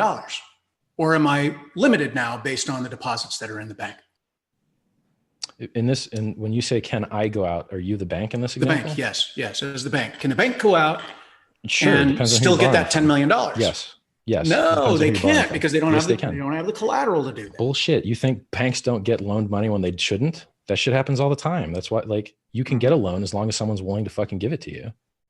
Bad loans are made all the time. I think what you meant to say was, would the government let you get that loan again? The answer would be no, because you're under collateralized. Correct. But they're not very good at detecting that, because if they were good at detecting that, they wouldn't need fucking stress tests. Yeah. So we're on the same page. I think I've built just breaking it down for simple terms, which means that in effect, you can't under collateralize Hex. Hex can always pay you what it owes you, and it owes you less than 3.65%, which is less than Bitcoin's inflation. No, but Hex pays you in Hex. Yes, correct. Right. Hex does not pay you in dollars. Never. Okay, ever. now here's the question. You need to answer this seriously, and if you haven't, or if you choose not to answer, that's fine. But you need to go out and talk to a lawyer about your BSA protocol as a money exchange. That's why the coins get burnt, bro, because it helps alleviate some of those problems, right? Like, it's very hard to accuse a contract, even though it's your contract that you're running, right? What is a contract? A contract is an inert piece of code that just happens to be written in a data structure that just happens to be spread on a bunch of people's computers and just happens to be indexed by a fucking address. It is just literally an inert piece of text. That is all it is. It only has life when you use it. And how do you use it? By actually making a computer compute the instructions in the Ethereum virtual machine. A human being or a machine owned by a human being needs to cause the code to actually run an actual CPU through the virtual machine to start doing logic on those numbers, right? And whoever does that is the enterprise. Whoever does that is the fucking guy that's got problems. You're running software, that shit's your problem, man. You buy a gun, you shoot people, not the gun manufacturer's problem, your problem. You download some software and you fucking deal with North Korean shit, you're bad, bro. You ran the software. No one else could run it for you. Only you could run it. Only you could decide to do it. It's not how the There's nothing more personal. How could I force the code to run? How could I influence the code? I was supposed to drop off about 24 minutes ago, but I was looking. Good talking to you. I was looking. I'm going to look up some of the shit you told me. Yeah. So I got 2 things to look up. I appreciate it. All right, man. Listen, Richard, great meeting you for the first time. Good meeting you. We'll do it again. How long have we been on, Tom? 4.5 hours. We've been on 3.5. Not long enough. 4.5 hours. But the thing is, I'll do this forever. The Hex sale ends in 35 minutes, and I almost want to stay on to see. Hold on, Tone. Richard says it doesn't. It's just it just ticks over a new day. There's a new day. But like in day, I want the day one number, right? Because on day 2, there's only 500 million Hex about and not a billion Hex. So when I modeled that number, I had a smaller UTXO set, and so the real snapshot was done later, so the UTXO set was larger. So I think it might be maybe a little over 500, like 501, 502, some shit like that. All right, again, semantics. We don't give a shit about like 2 Hex. Okay, all right. Well, 500 million Hex is a lot of Hex, man. Not really. You know who has? No. Hold on. 500 million Hex takes about 10 minutes to create with keystrokes on any ERC20 contract template. So don't tell me it's a lot. Can you please do me a favor and build me something of value out of an ERC20 template, please? Because I would like to send referrals to it. It's not you to creating shitcoins. This shit took so long and was so hard, you wouldn't fucking believe it. I thought that editing a boilerplate Open Zeppelin 2.0 ERC20 fucking template would be the easiest thing ever. You know what you could have done, man? Fucking impossible. You know what you could have done? If you wanted to sell Hex, right? If you wanted to create Hex, you could have created very simple, very, very simple. 1 billion Hex, 1 contract, and then run it through a spreadsheet. You could have done that, but you didn't want to because you built in all this functionality and automation, and you're trying to avoid all kinds of management. So you realize that you just described Bitcoin, right? Like you could do Bitcoin in Excel. No, I did not. With higher throughput as well. No, you don't get to make fun of Hex and then have your exact same argument applied to other things and then just pretend that's okay. Here's what I'm saying. And you said what I did was easy. I can prove to you that it's not. No, I didn't say that. I said it would take 10 minutes. I said it could have been done in 10 minutes in a different way if you wanted to just sell Hex. Let me send you some. I want to build something that changes the world. Focus on what I just said. If you didn't want to build in safeguards, it would have been easy. If you want to write bad code that fucks people up, you can do it. But no. Listen, because Hex is just a token, man. At the end of the day, it's just a token. Bro, you don't understand the code. You don't. No, you didn't have. Listen, the whole thing that you built into your smart contract was a bunch of tokenomics, burn principles, flushing, et cetera, et cetera, et cetera. Because you could have created just a token called Hex without all of that functionality in there, right? Yes, appeal to simplicity. How about this? I give you $10,000. We lock you in a fucking room, and you go do this easy thing that you're claiming is easy, or you give me 10 grand. No. Hold on. You understand that what I said is hard, man. I thought it would be easy. I had your position. I thought it would be easy. I thought we would have launched a fucking year and a half ago. This shit's impossible, bro. Solidity sucks. Solidity's fucking terrible. The theory, like the blockchain fucking sucks. It all sucks. Everything sucks. It's really, really, really hard, which is why no one's innovating, which we don't have any fucking progress because this shit's fucking hard. But you are building your own blockchain currency on top of a shitty blockchain. Yeah, that's better. See, you guys think that a mined cryptocurrency is superior to being a token, and you are wrong. You are wrong. When you have your own token, what does that mean? Proof of work is a bigger token, and then those miners can come shit on your day and 51 you whenever the fuck they want, or you change your proof of work, and now absolutely anyone can shit on you that has a fucking CPU or a little bit more money than you. So if you're a minority chain and you want to launch new game theory and new logic to fucking see how it works in the world, you want to do experimentation to see what the world would work better with, right? Is it high inflation? Is it low inflation? Is it fucking time locking? What is it? What is it going to get adoption? Because we ain't getting adoption. What can we get the fucking adoption? Ponzi schemes are getting adoption, but real projects aren't getting adoption. So someone has to change shit and punch hard to make it work. And I did that, right? And I did it on Ethereum because we could have audits. You can't get audits in those shit coins. There's a reason Bitcoin doesn't have any fucking audits, because it's too hard to audit, because no one can afford to fucking audit it because it's spaghetti code. We don't have that problem in Ethereum. The consensus logic is locked away and can't be accidentally fucked up. If you improve the networking speed in Bitcoin, inflation bug. You improve the wallet, inflation bug. In Ethereum, you can improve all the fuck you want. It's not going to affect the consensus code isolated and locked in the immutable smart contract that's had $60,000 of fucking audits done on it, right? That shit has value. Modularity in software has value. Having audits has value. Having bug bounties has value. Having a track history of not having inflation bugs has value. Having a more distributed miner ecosystem has value. Having a higher throughput has value. Having lower fees have value. And having distributed finance where your product plugs in with everyone else's product. You guys think it's easy to build ERC-20 smart contracts? Build a contract that wraps Hex and allows people to trade stake Hex like a treasury, because it doesn't exist yet. But you could build it because it's in a DeFi protocol and you stay in the protocol. When you're in Bitcoin and you want to use a stable coin, is there a stable coin on Bitcoin? No, but there's a stable coin in Ethereum, and you can stay on the blockchain and use atomic cross swaps and not use a centralized fucking counterparty that fucks you. Richard, in Bitcoin, you can't. Richard, you're spiraling a little bit. I get it. I've been looking for a spot to. I'm sorry. Go ahead. No. I've been looking for a good spot to be able to say goodnight, and I just wanted to. It's a pleasure having you. Thank you for telling me this stuff to look up. I appreciate it. Yeah. So, just before you go, just an update. Yeah. We currently have 16.3 thousand Ethereum flushed. That is $2.4 million, and we have in the last 20 or so minutes that I've been watching this, 2,000 more Ethereum was sent into the smart contract for more Hex, currently valued at $300,000. So, Tone, do you remember? I think we may have even stayed up that night when the Main Street system went live. Do you remember that? What went live? The Jason Granger, Charlie Shrem, Main Street Investments. Do you remember that? It was a couple of years ago.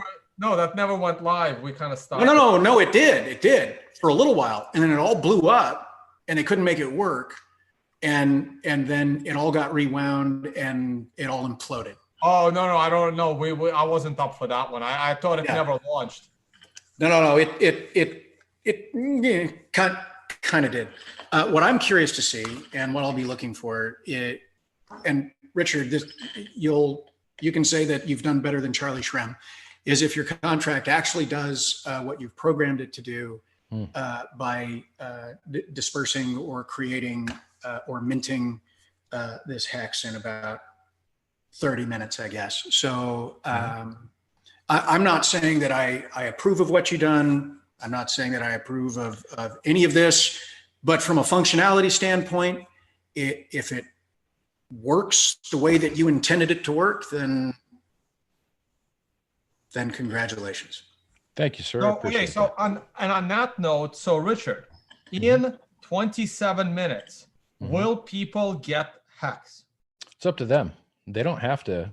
So the way the software is designed is that when you run it and you run the XF join lobby function or join XF lobby function, it burns your, I'm sorry. When you run the join XF lobby function, it sends the, you like that word, sends, it sends the ETH to the smart contract and it just sits there. And then you are in a group of people, right? So right now there's 1 billion coins, and then there's an empty bucket and people put ETH into the bucket. And if you're 10% of the ETH bucket, you get 10% of the coins. Right. Right. We know that.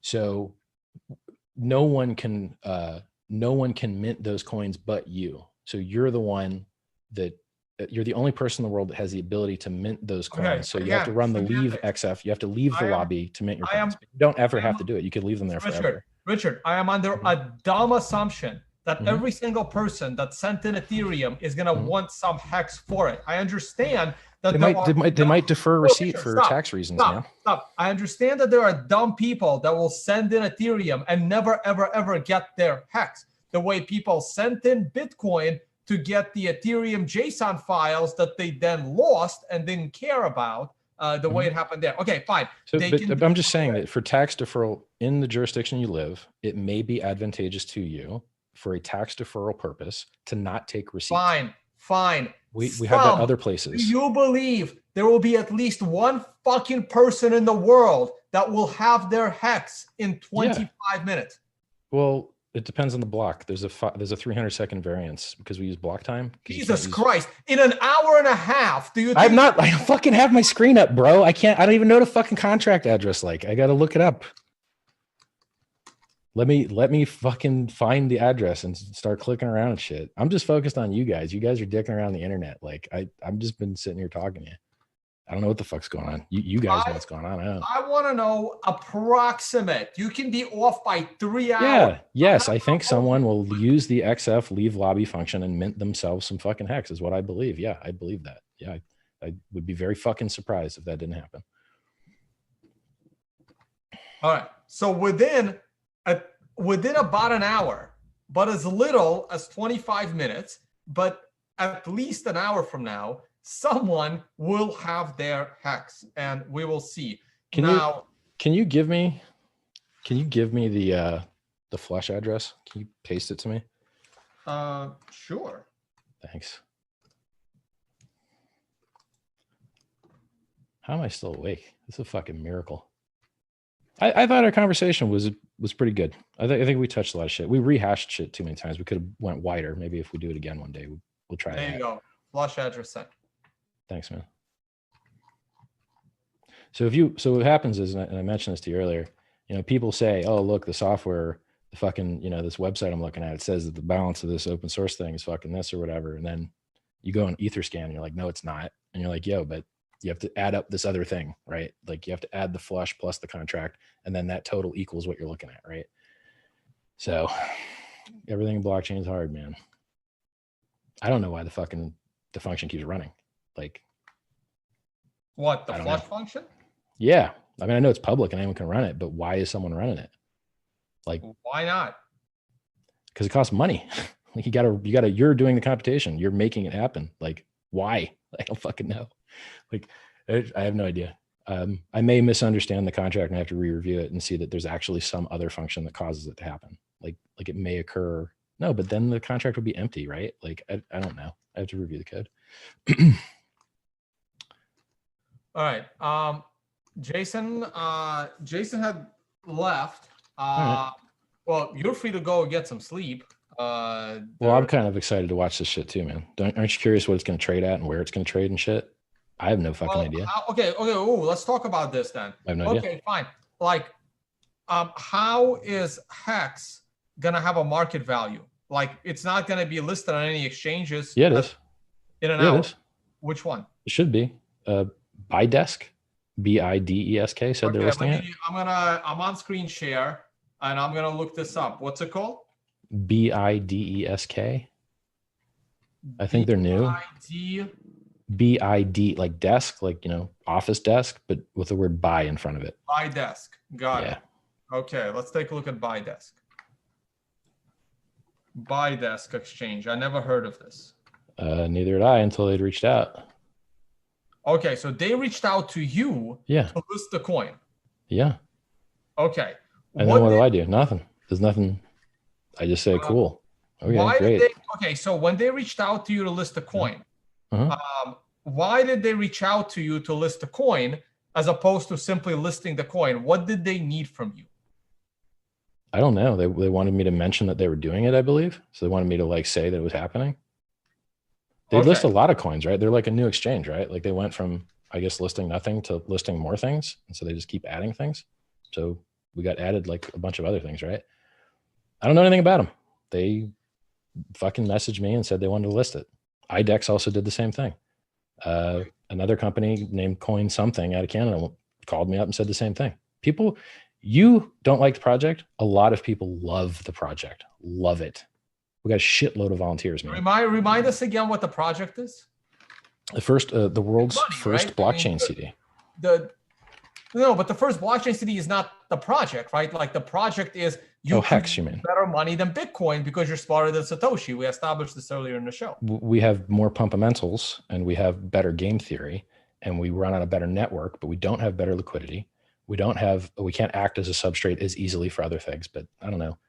DeFi is doing better than Counterparty and Omni did. So actually, maybe people could build on Hex easier than they could build on Bitcoin for whatever reason, except for Lightning. Like that seems to be going okay.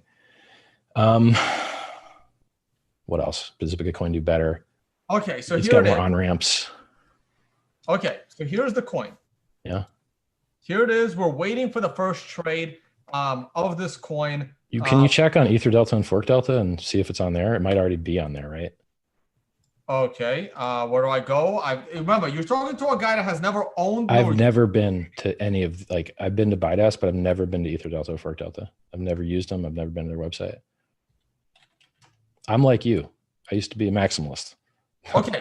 Some of this shit is new to me. How does someone hold Hex? Is there a wallet? You just hold your private keys. It's a seed. MetaMask is your wallet. It's you can use anything. I mean, it's just so all cryptocurrencies kind of use the same key generating shit. So like if you want to build an Ethereum address, you use the same software you use to build a Bitcoin address. They just both use BIP39. So you can store your private keys in whatever you want. And then you can store them offline. And then when you want to interact, right, like end your stake or start a new one, go put your keys online, right? Do your transaction, delete them, take them back offline. Or you can use a hardware wallet. If you got a Trezor or Ledger, MetaMask supports both. On the Bitcoin side, we like Electrum because it also supports MetaMask, supports Trezor, Ledger, and Coldcard. So we love, I think hard wallets can be very useful for some people. And it's nice that the software that we support and say is good supports hardware wallets because I like more security, not less. You know, that big address, the contract address at the top of the website, it's ugly as fuck. And it doesn't really add value at all. The only reason that's there is to help people not get robbed by fucking scammers. That's the only reason that contract address is there. Because I would rather not fucking have it there and have the website look a little bit better than some giant fucking dumb 40 character long number.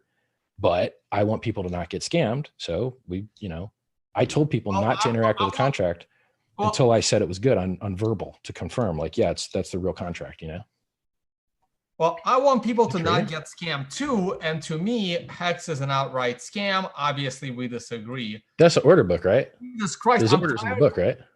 I'm tired of a million people telling me to close tabs. I'm closing the goddamn tabs. Not just hold down Control W. It'll close, as many as you want. Actually, no, I'm leaving those tabs. Damn, that nigga's arms look big. So does his belly. It's fucking hot in here, man. Anyway. And I'm sweaty. Welcome to the opportunity of a lifetime. What you see before great. You is the price performance of Ethereum. That's what you want. You want to hear me some more, right? That's what make the day better. That's what I need right now. All right. Okay, so I look, I don't know what else to say, Richard, because I got a million. I literally have right now 1,729 unread messages inside the Hex chat. 1,235 unread messages. We've got a bot that tells you every single time something happens in the contract. So you can see real time, every transaction, every stake, everything. It's called the Hex Win bot on Telegram. We've got a Twitter bot that tells you when whales are interacting with the contract. And I had nothing to do with any of this shit. Developer messaged me and said, hey. You had something to do with it, right? Because I swear to God. In this episode, you've been working on this for 1.5 years. So what have you been doing for 1.5 years? Not building Telegram bots. I don't know how the fuck they work, right? Not the Telegram bots. The Telegram bots are irrelevant, right? No, I'm pointing out all the community built stuff that makes this shit so awesome that I don't have anything to do with. Somebody built a fucking Telegram bot that does shit I've never even seen a Bitcoin bot do. I'm not aware of a Bitcoin bot that will tell me when a whale makes a transfer. Like, there's a Telegram one that does it. Oh, there's a whale one. But bro, I'm just telling you, there's things that are happening in this that I would have never expected. I wouldn't have expected a Hex referral link on the front of the piratebay.org. That shit shocked me. I was like, wow, okay. So someone paid for that, and that wasn't you. Probably, yeah, great. Someone paid for that. That wasn't you, and no. You didn't ask someone to pay for that. No, I've never spent $1 on marketing ever. Never. Except going around everywhere in Hex t-shirt. Well, yeah, this shit, sure, yeah. I mean, if you want to say wearing a t-shirt, spending money, yeah, I wear a t-shirt. So okay, fine. So what motivation does another person have for putting Hex on Pirate Bay? Well, there's a referral link. They make money. It's a well-designed system. The structure of the system causes it to be successful and incentivize people to have good, honest behavior, to spread things they believe in. Like, it is a good thing. So would you say the same thing for OneCoin or any other Ponzi that, hey, no, they're fraudulent. I didn't create the Ponzi, but I have a referral link and I get paid by the Ponzi. So if I promote the Ponzi and get paid for doing it, that's not a problem. No, that is a problem. You're a co-conspirator. Like, it is a problem, right? It's a criminal conspiracy, and you said the lawyer went to jail for it.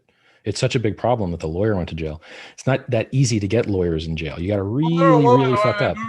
No, the lawyer didn't go to jail for the Ponzi. The lawyer went to jail for money laundering money on OneCoin. Right, but you could only commit money laundering if the money was dirty in the first place. So it is a subsequent. It could not be money laundering if the thing that caused the money was legit.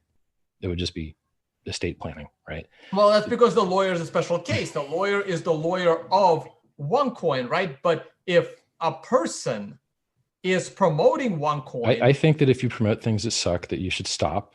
And I would be happy if the law helped you stop, because I don't like things that suck. Excellent. We agree, because that's exactly my thoughts about Hex.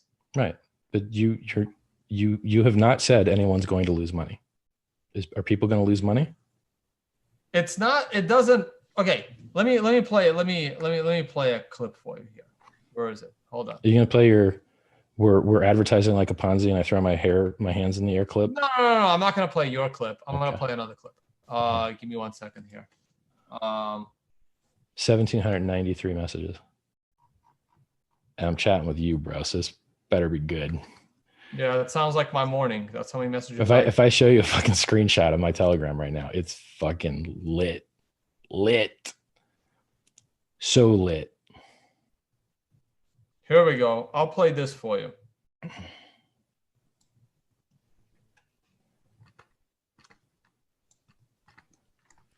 still awake. Let's do it.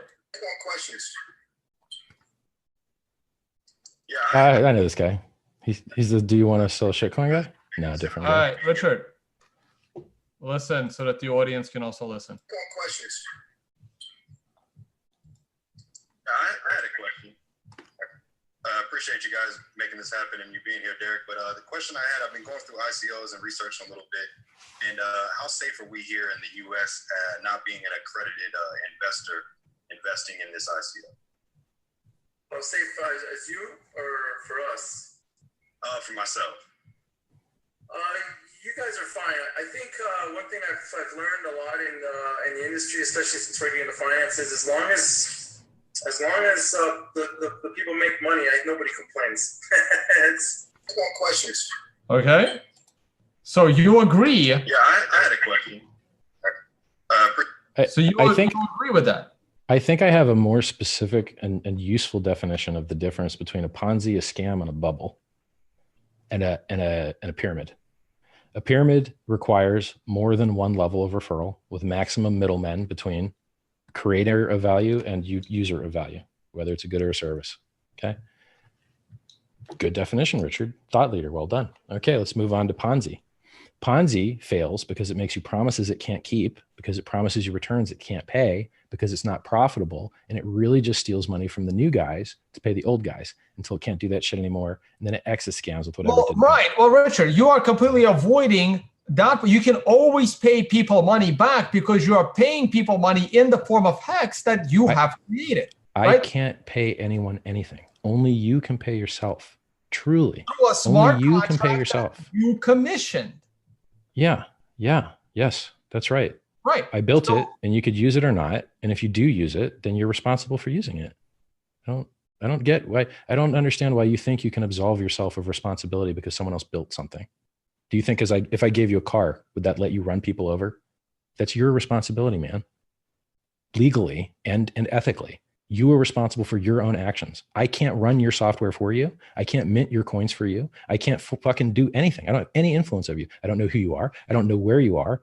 What am I, reach through the computer and choke you or some shit? Like, I don't know what this other, like, what is the reality you want where no one builds anything?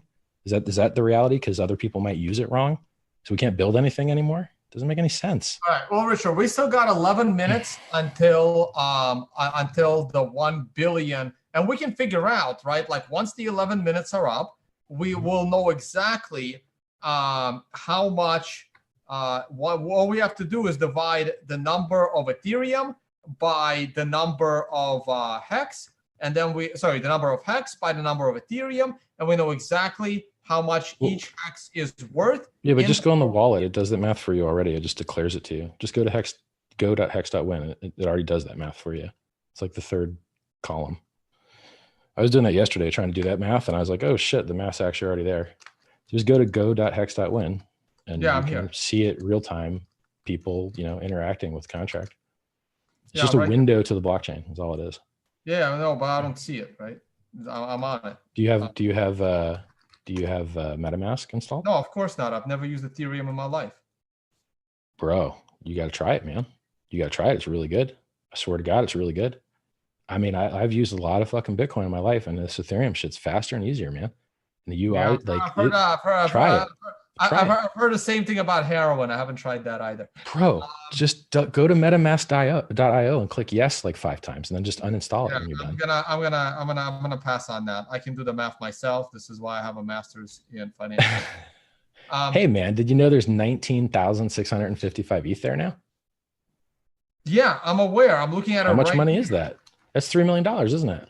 Yes, that's exactly how much money you now have. You have just made over $3 million in 24 hours. And the question that everyone keeps asking in the live chat, where is this Ethereum going to go? Not this Ethereum. Chain analysis, that shit. We know where this Ethereum eyeball is. It. This Ethereum is going from right here to right here.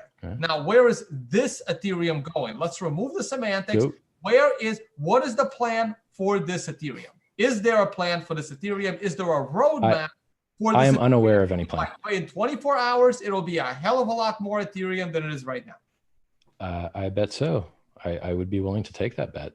I think people will like take that this. bet as well. Now, what is the plan for this Ethereum? Like you asked earlier, Tone, you just want that Ethereum. Yeah, of course I want that Ethereum. It's $3 million worth of Ethereum. I'll gladly take $3 million worth of Ethereum. I'll even install a wallet that accepts Ethereum if someone wants to just give it to me as a gift, but I'm not going to scam people for it. So the question is, where is this? What is the plan for this Ethereum? Is there a roadmap, Richard Hart? I am unaware of any plan.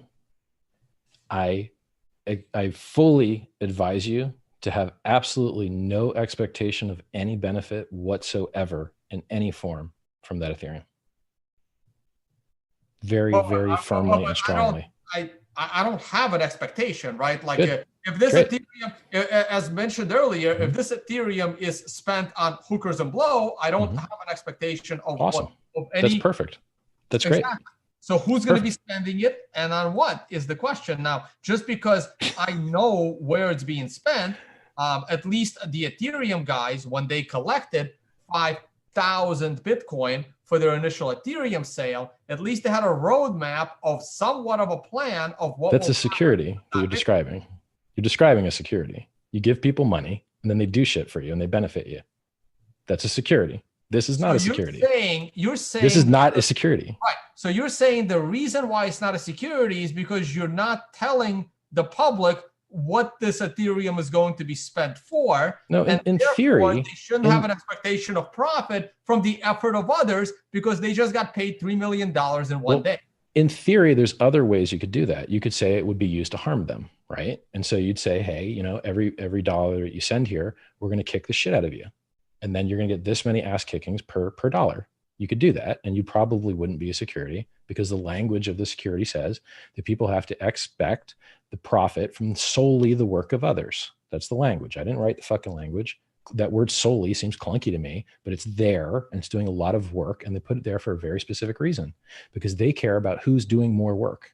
Because whoever's doing more work is more responsible, and whoever's more responsible should get fucked up if things go wrong. If things go wrong, the more responsible party should get more fucked up, and the less responsible party should get less fucked up. And so that division of control, who controls the software, who runs the software, who decides what can happen and can't happen, is everything. It is the core crux of the argument, and it is not semantics. It is the difference between being able to cause something to happen and not. I don't have your keys. I can't mint your coins. I don't have your Bitcoin address. I can't sign from it. Only you can sign from it with your private key. I can't free claim for you. I can't do shit. Only you can do shit. Only you can run the software. There's not even automatic in Ethereum. There's no such thing as automatic. Someone has to pay for things to happen or do them themselves and mine their own blocks, which is really hard. There's no automatic, right? It's not even like you created a machine and then the machine went haywire and started fucking people up. It's literally just text that sits there. And when people want to take that text and put it into a virtual machine and burn electricity and mine a block with the execution done, then things happen, right? And I have nothing to do with that. I don't mine Ethereum blocks. I have nothing to do with any of that shit. I put some text in a database. People choose to use it or not. It's up to them. And I have to use it. I don't know who any of these people are. There's no database. I don't know who these people are. I know who they might be. There's people in chat that might be them. I don't fucking know. Just saying shit, right? This is how Bitcoin and blockchain is supposed to work. This is how it's supposed to work. You're supposed to have more freedom and more personal responsibility. That's the better world we're trying to create with Bitcoin and every other cryptocurrency. And trying to force jackbooted thugs to execute some fucking weird social arrangement that the participants out here aren't interested in. Do you think any of those people didn't want to do that? They wanted to do that. They had their fucking reasons. It's not fair for you. You don't even know them to say, hey, your reasons are actually dumb and what you want doesn't matter. You know, some people like fucking weird shit. Okay, well, they like weird stuff. That's okay. Let them do it. Let 1,000 flowers bloom, you know? This is how you get competition. You don't get competition through preventing people from building things. You get competition and excellence and survival of the fittest by having a competition of ideas. You can't do that when you just, you know, the few things that turn out to be better than the other things, you got to actually give them a chance. I'll give you an example, right? Almost every single ICO sucked, right? Except BNB. Holy fuck. Oh my God, the returns. Oh my God, the business excellence. How many different companies in different jurisdictions do those guys have to open? This is crazy. I would never thought that could happen. You are saying that BNB was a success because, oh my God. Crazy? Because it's worth a lot of money. Have you ever used them? So they're by awesome. That project, wasn't Aurora Coin a success because it was number 2 on CoinMarketCap at one point? You remember Aurora Coin? Yeah, I remember it. Yeah, it was airdropped to Icelandic people and had a fucking critical. It was actually attacked by an eclipse attack, I believe.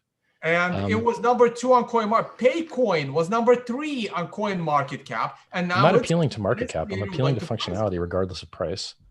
I wrote people a guide. I explained to people a guide on my 7-hour stream about 10 hours ago. Right? I had a 7-hour stream 10 hours ago, and now I had a 6-hour stream. So I'm down for 13 hours of stream in a 24-hour day on no sleep. I'm kicking a lot of ass here. I'm talking about real world utility. I told people on the live stream that if it was legal in their country, that they could route money through Binance and clean it and have no ties to it. You could turn your Bitcoin into Ethereum and have no ties made. You can't do that with most places. You can do that with Binance. You want me to tell you how to clean your Bitcoin?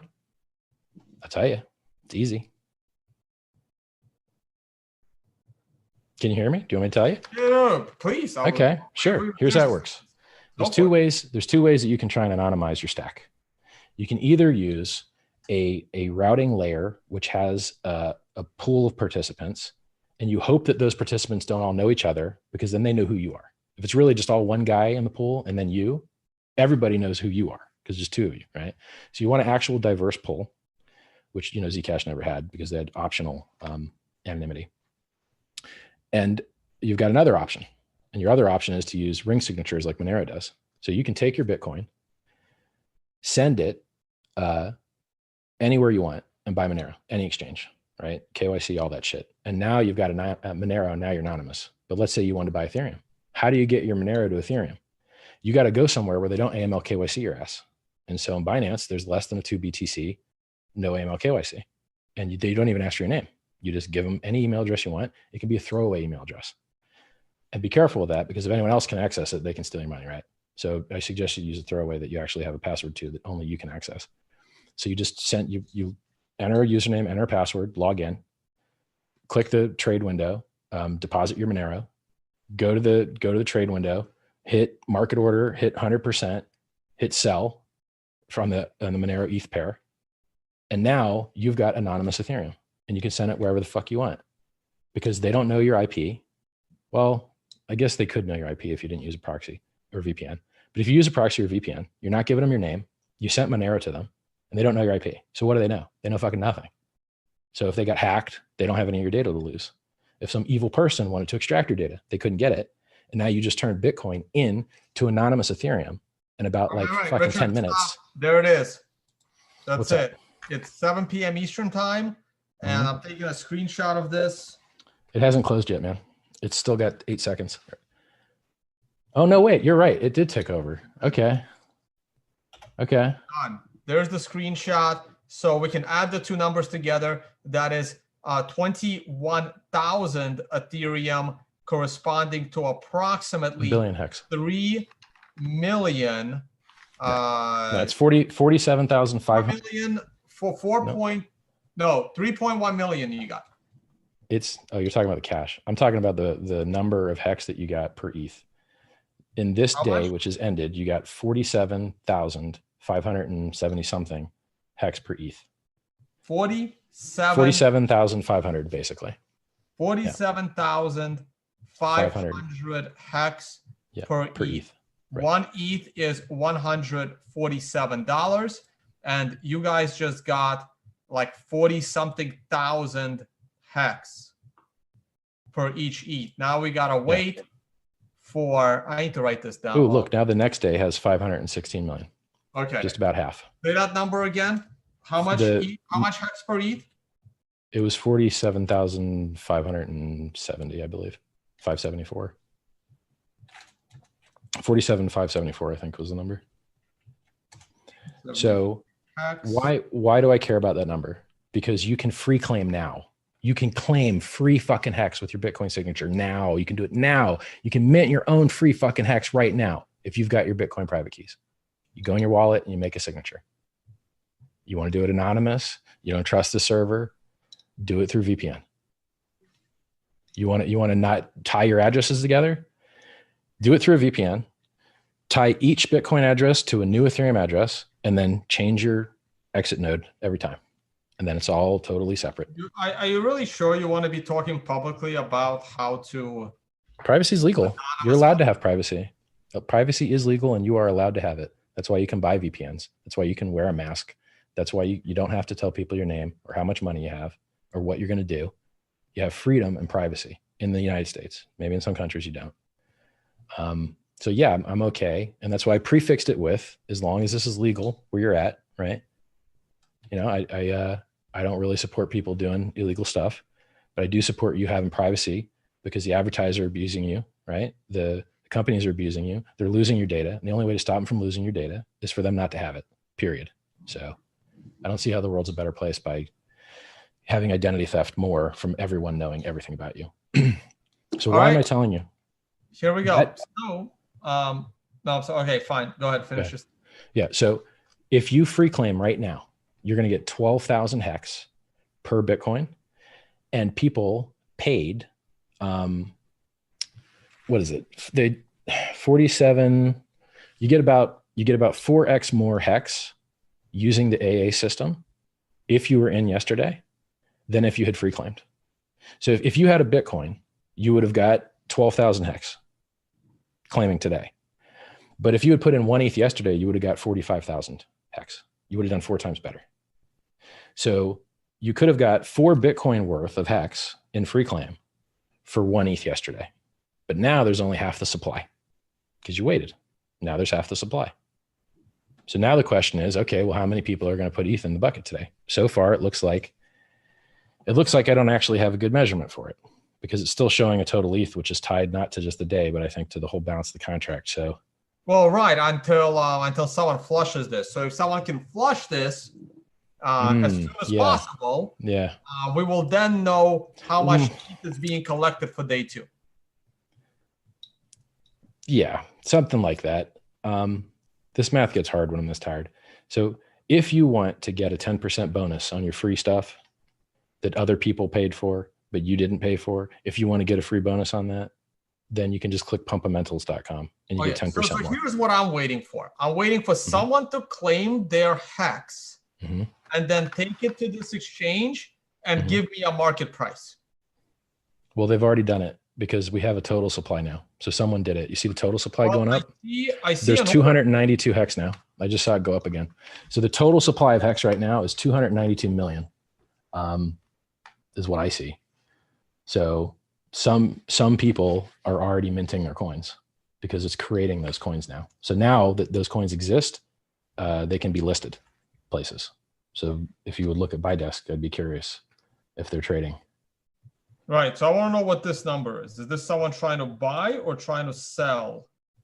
Well, usually green's buy. The bottom right, last time we saw it. Right here. I got to find the screen. I'm screen sharing. Oh, all right. I'm going to enlarge this shit. Yeah, usually green on the bottom is going to be bids, right? And the asks should go up top. Yeah. So bids are going to be on the bottom, asks are going to be on top. So people have put BTC in here. I'm just going to wait for first trade. It might trade on the ETH pair first, man.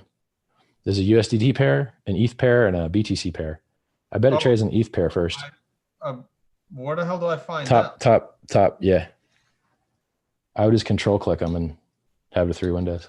See, there's a lot more. I don't know about the thickness there, but there's more shit going on. Could you check the USDT one?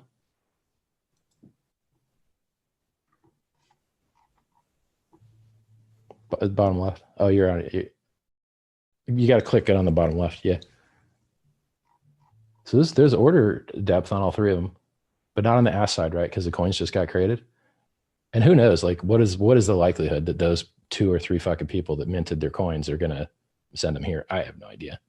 I mean, I have no idea. What about Ether Delta and Fork Delta? How's that? I have no idea how to pull that up. I don't know either. I'll try and do it. I don't see where I didn't have Hex token as an option. That was my problem.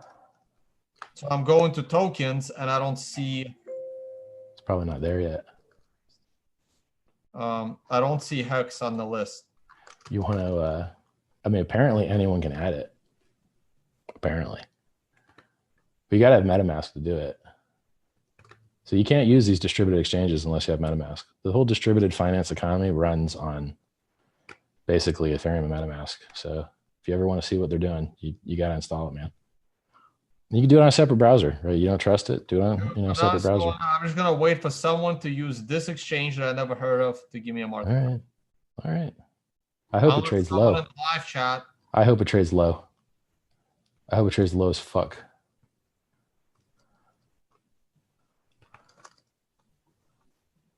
How do you find anything on this?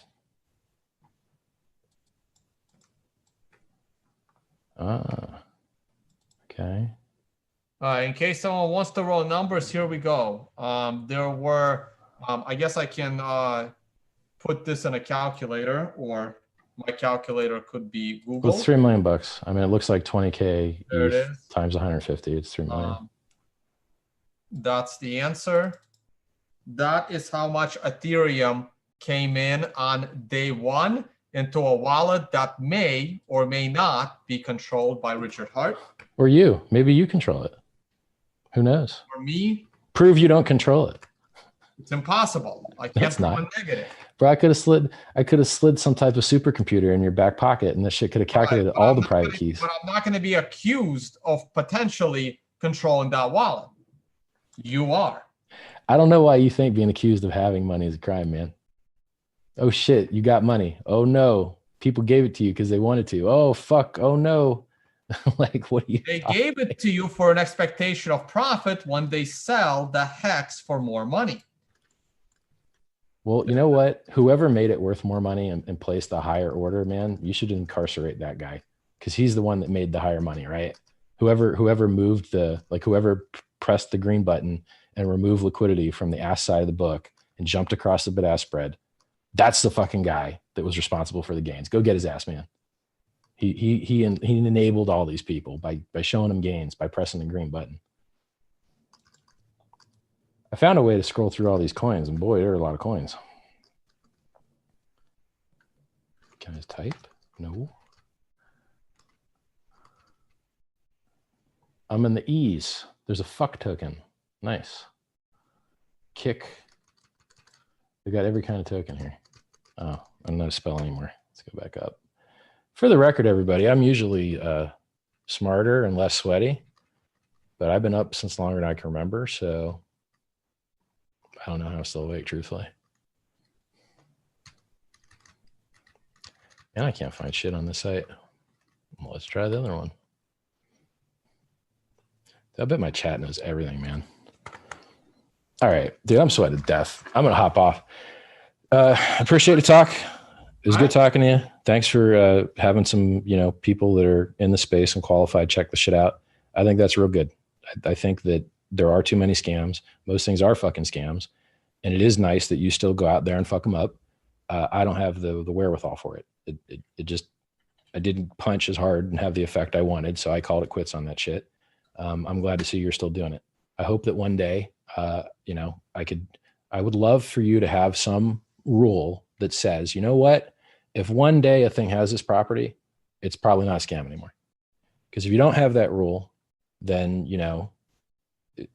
it might not, you should know when it turns out something's not a scam. And you should know when that is. Is it when this thing's 10 years old? Is it when it takes number one market? I don't know, right? Like, you should have some falsifiable thesis where something should be able to go from scam to not scam. I don't know what that is for you, but I'd love to find it one day. All right, Richard. It's good talking to you, man. Thank you so much for joining. We'll see how this goes, and probably have you on again eventually. We'll see. If the Lord Make a ref link, bro. You're giving away free money. Make a ref link. No such thing as giving away free money. All right, guys. Bye. I'm gonna let Richard go, and but stick around. I should probably take a look at I'll leave the meeting myself. Thanks.